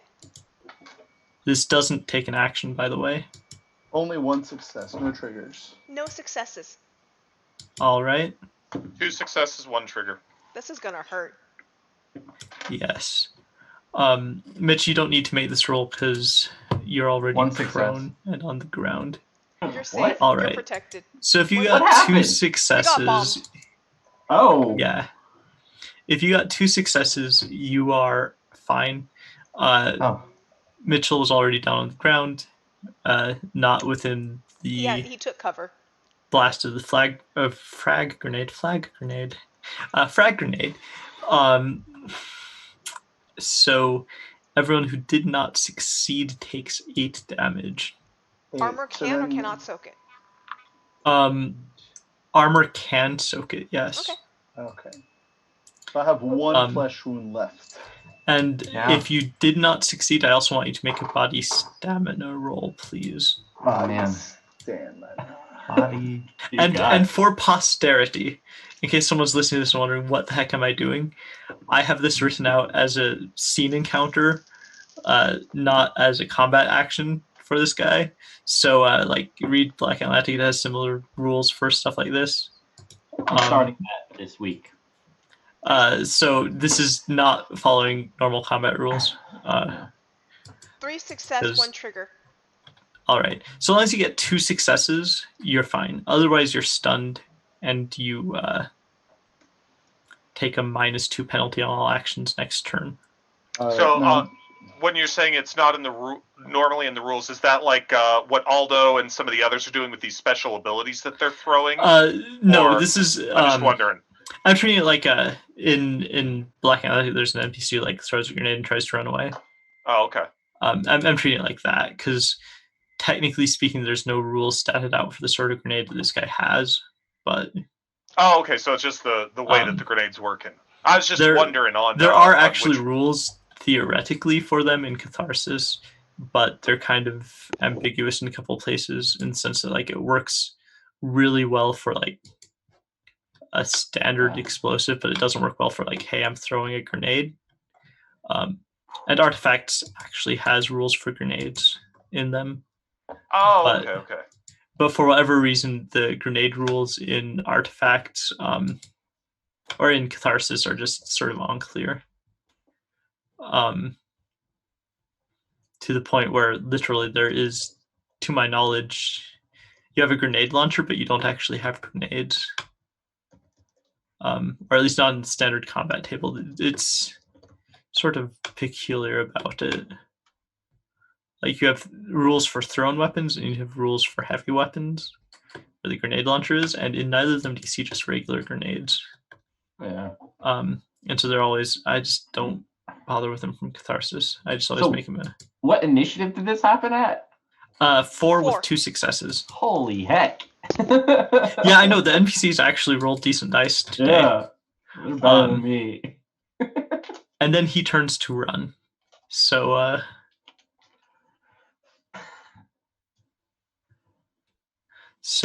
it is anyone with less than 4 successes, me. 2 triggers. I'm at 4. I'm gonna just start crawling away. I'm like, just staying low, just crawling away, keeping like in the bushes and stuff, heading back to the caravan, but out of the direct way. I'm just kind of looping around. That's all I'm doing. That's it for me.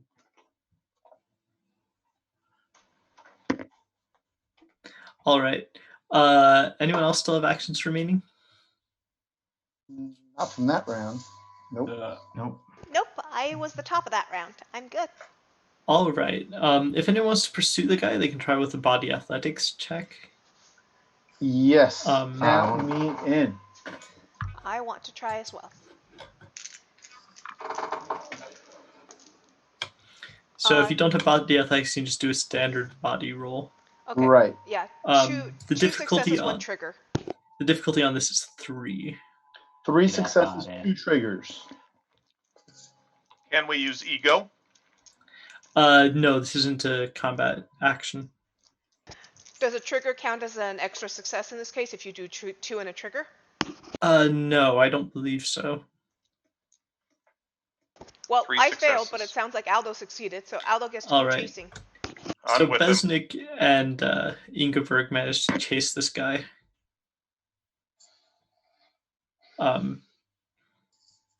And you see him sort of checking his horizons. He sees you come up over the crest of the hill.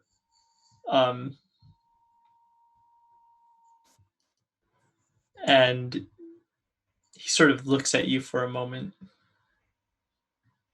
and like shakes his head.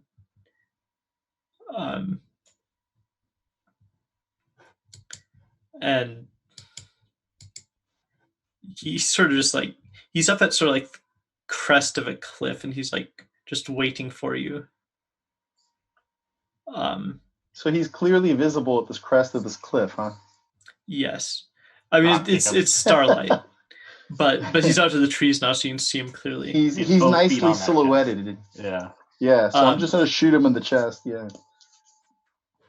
All right.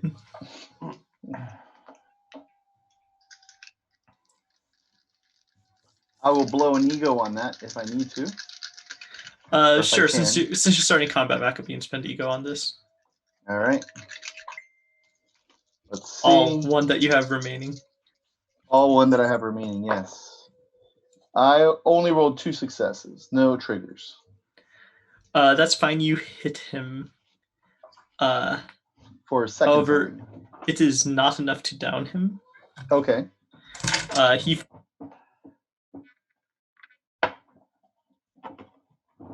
I'm sorry. He what? Sorry, I started rolling dice and I had to mute my mic. He does fire back. Sure. You take 12 damage. Okay. I think I am dead. Yes. Because it eats into my trauma at this point, right? Yeah. Well, but wait. So you had 5 damage you'd taken, right? No, I had taken 2 shots. I had 1 flesh wound left. Oh. So if I take 2 off of this, it'll be 10 damage. So that'll be 9 trauma. And I only had 8 trauma, so he is dead. Yep, Besnik is dead. All right. And he goes to swivel his rifle towards Ingeborg. I've been continuing on the approach on him. Are we rolling initiatives, or did we all just get an action during that round, or what? No, I'm not making you roll initiative here. He sort of has a moment of like realization as he realizes that he's sort of cornered up here, and he says, "Wait, I can explain this. No one more needs to die." No, one more needs to die. All right. Roll psychic reaction, please.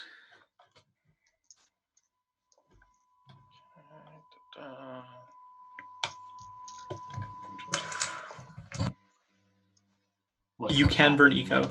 Yeah, I did. Sorry. 2 triggers, 6 total successes.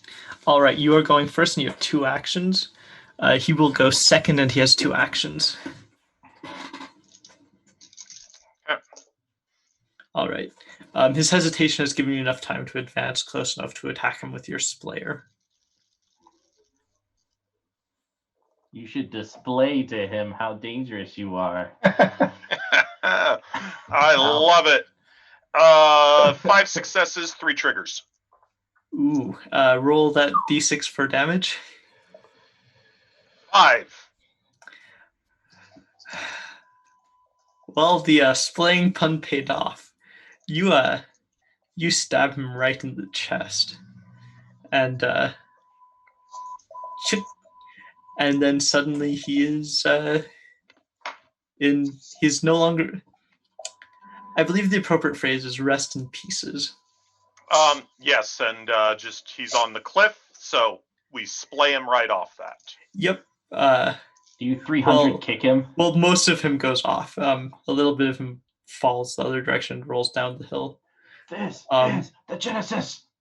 But yeah, you wiped him out to the last man. Yay, everyone's dead. Woo! I run over and I check on poor Besnik at that point. He is very dead. The shot just went like straight through his face. Oh, you need that to live, I heard. I will pick him up, shoulder him, and start the hike back, trying to find my other companions. Does everyone else just head back to the caravan? I think Gunther was I'm still just chasing not able to keep up to the fight. I wasn't able to keep up. That didn't mean I wasn't heading that way. Yeah, you arrived just in time to see everything happen. And then you return to the caravan. What are Raphael and the Yeah, I'm cowardly gonna- Helvetic doing? I gotta. Eloise is 1, 2, 3, just trying to circle around in there, keeping low, just in case there's any more bombs.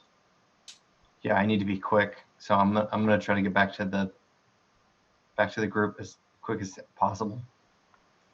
I'm going to offer to take Besnick's body off your hands, Ingeborg. I will bear this burden. He is one of the ones that I could not save. I made him a promise that I would look out for him, but I couldn't keep up. I bear this burden as much as you do. But we will look after his sister, and we will not let this happen to anyone else. She may already be dead. You heard the gunfire. I will hunt down every one of those suitors to see that she is avenged.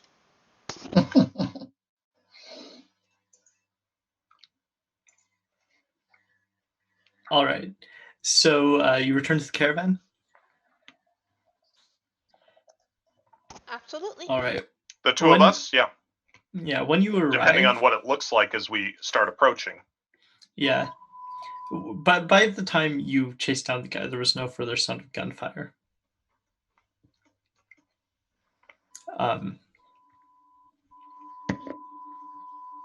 When you arrive, you see that there's not actually as much damage as you thought there would be.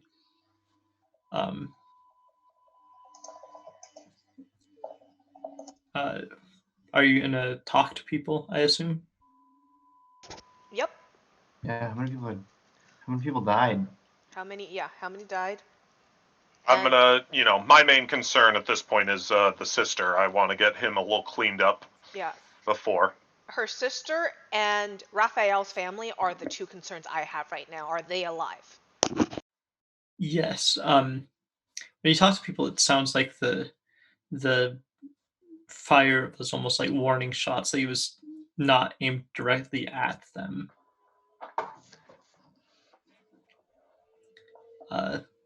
Vesnik's horse actually got shot, but that's the only casualty that you can find. Oh, Besnick, you are now playing Besnick's horse.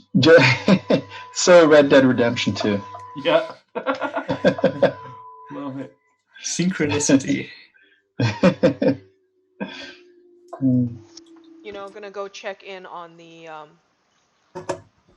gonna go check in on Raphael's family. And gonna go and check in on Besnick's sister. If Ingenberg is going to let me, I will definitely want to help clean Besnick up. If Ingenberg will not, I will leave her to it. I am used to performing aftercare for people. Besnick check on those that are still here. Besnick's sister helps sort of walk you through the steps of doing a proper Mohammedan funeral. And even the Anabaptists are moderately respectful during it.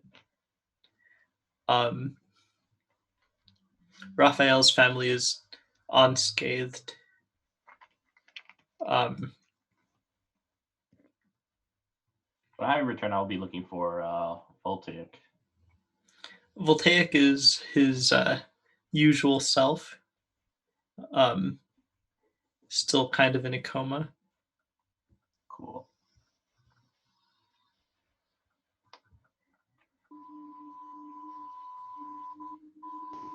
Okay. Are we able to chase down any of the other warning shot people and during everything that was going on? You could go out and look for them, but you don't see, like, it's still basically the middle of the night, and if they're around, you can't see them from the caravan. Okay. I am going to, since, the living is okay, I'm going to see if I can track any of them down. Like, any wounded ones that might still be alive. That's the one I'm going after, I want someone to question.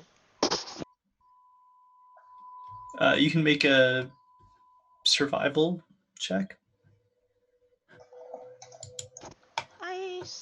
I don't have survival, but I have a lot of instinct, so let's see if my instincts pay off. 3 successes, 1 trigger. All right, you're able to find some like boot prints and shell casings. However, when you follow them back to their source, they disappear in like a river. And apparently they were clever enough to not make their following tracks easily noticeable.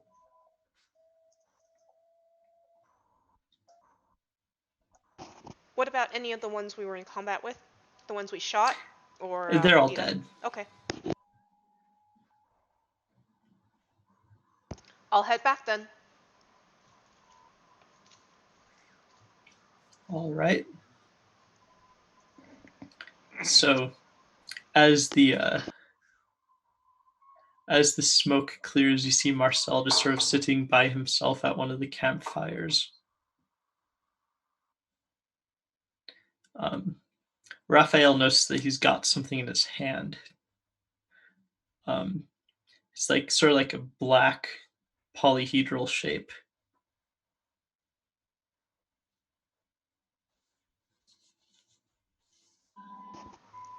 Raphael? Ian?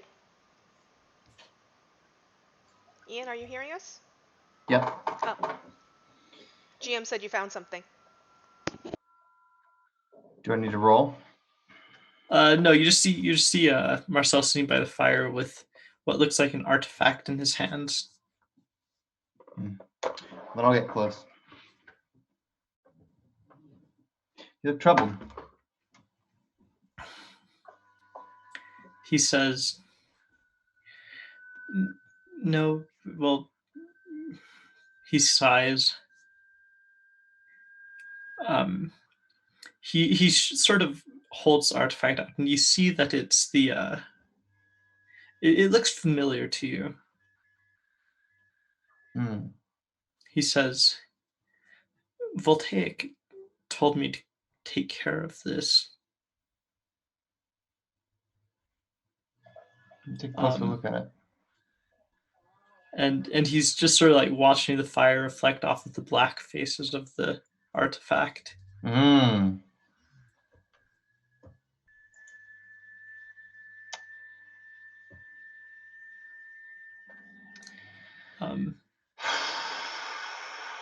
think I'd like to hang on to it for a little while. He sort of looks at you and he says, "Well, it ain't brought anything but bad luck to me, and suppose Voltaic won't need it anymore." He hands it over to you. Yeah, I'm gonna pocket it. All right. Anything else you guys want to do? Get to town to turn in this stuff that I've been carrying, but that's it. Yeah, get to town. At this All right. point. Well, we'll handle that in the epilogue, because that's where we'll end it for this run of Voltaic. Ooh. Yeah. So just to wrap up all the secrets, and if you are going to be, if you're in Twitch chat right now listening and you want to, or if you're watching a recording of this and you want to potentially play on one of my Gary Con games, I think I'm running Voltaic on Friday. Close your ears. So Bianca is, as was revealed to us during the course of this session, a shutter sent by the chroniclers. And the course of events was this Raphael's family of scrappers brought the artifact to him, but he's been embezzling money, and so he didn't have what he needed to have to pay for it, and they wouldn't take the price that he offered because they knew that it looked valuable. At which point he sent in shutters, including Bianca, to take them out. Now, the chroniclers don't like shutters revealing themselves to the public. Like, they don't want any suspicion cast back on them. So while they still did the operation because the artifact was valuable enough to justify it, they then told Bianca to keep following Voltaic because he's been embezzling. And Voltaic was recalled back to Justitian to answer for his crimes. And what you found in the footlocker was his sort of arguments that he'd prepared for why he wasn't embezzling, even though he was. Like, it's his like cooked books, basically. And beneath it was actually a shutter's service weapon, sort of put in that permanent false bottom, because by the time you're issuing that to a shutter, you're not gonna, like, you're getting rid of everything it's touched. So then Raphael went north to Borca because, at that point you want to not be, sticking around where you were. There's a lot of bad memories, and the Borcan scrap fields are better. And then sort of the events that happened unfolded.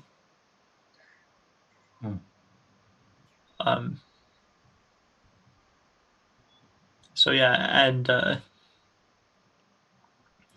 rest of you, I don't think there's anything that really came up to sort of hinder anyone else's goals. Gunther didn't quite get to the bottom of the mystery, but he got to a lot of it. Ingeborg has no problem getting the samples back to the Spital. Yay. Raphael got kind of vengeance by proxy. Bianca died. Yep. R.I.P. Bianca. And that's it. Besnick's dead. But Hey, Eloise going home. yeah. Eloise is like, never mind, I want to go back to the Alpine Fortress. Good, man. But crazy out here. I assume that Gunther would be a gentleman and help Besnick's sister to Justitian. I told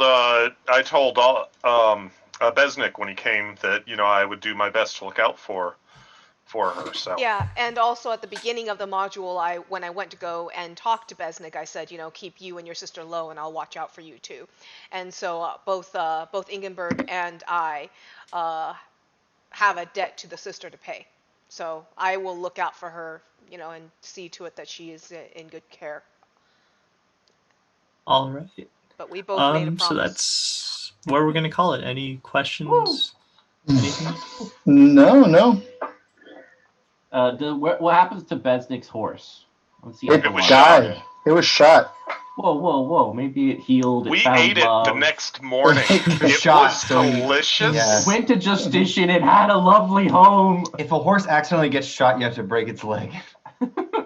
Oh, it goes to Justitian and has a wonderful career in blacksmithing. Yeah, farm upstate.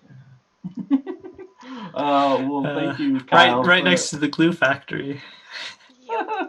But yeah, no, you seriously though, like, I think I posted in the Twitch chat, like, Act 1 was like dragging on, and man, did you skip straight to Act 3 there when you just axed Voltaic.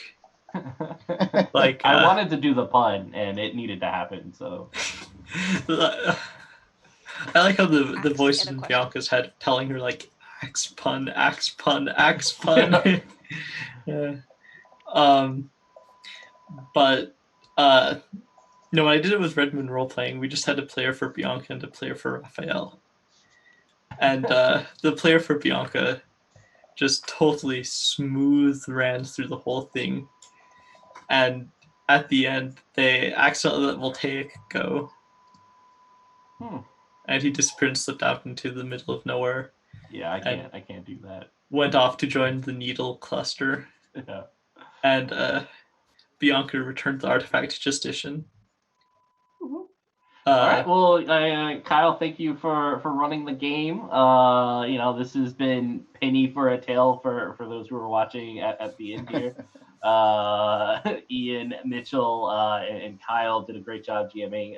Also a writer for Degenesis for the upcoming artifact stuff. So definitely check that out. Yes, I believe the launch is in 2 weeks now. Maybe it's 3. And you better sign it. So yeah, except guess what? The printers are shut down. Yeah. I'll turn it back. Well, But Babies with Knives. What do you guys say? Yeah, and for Babies with Knives, thanks for watching, everyone. This is Alice, Brandon, and Aldo signing off. Yep. Thanks. Good to meet you All right, guys. have a good Thanks one, for everyone. jamming. Much. Thank you very much for the game, guys. Yes. Bye.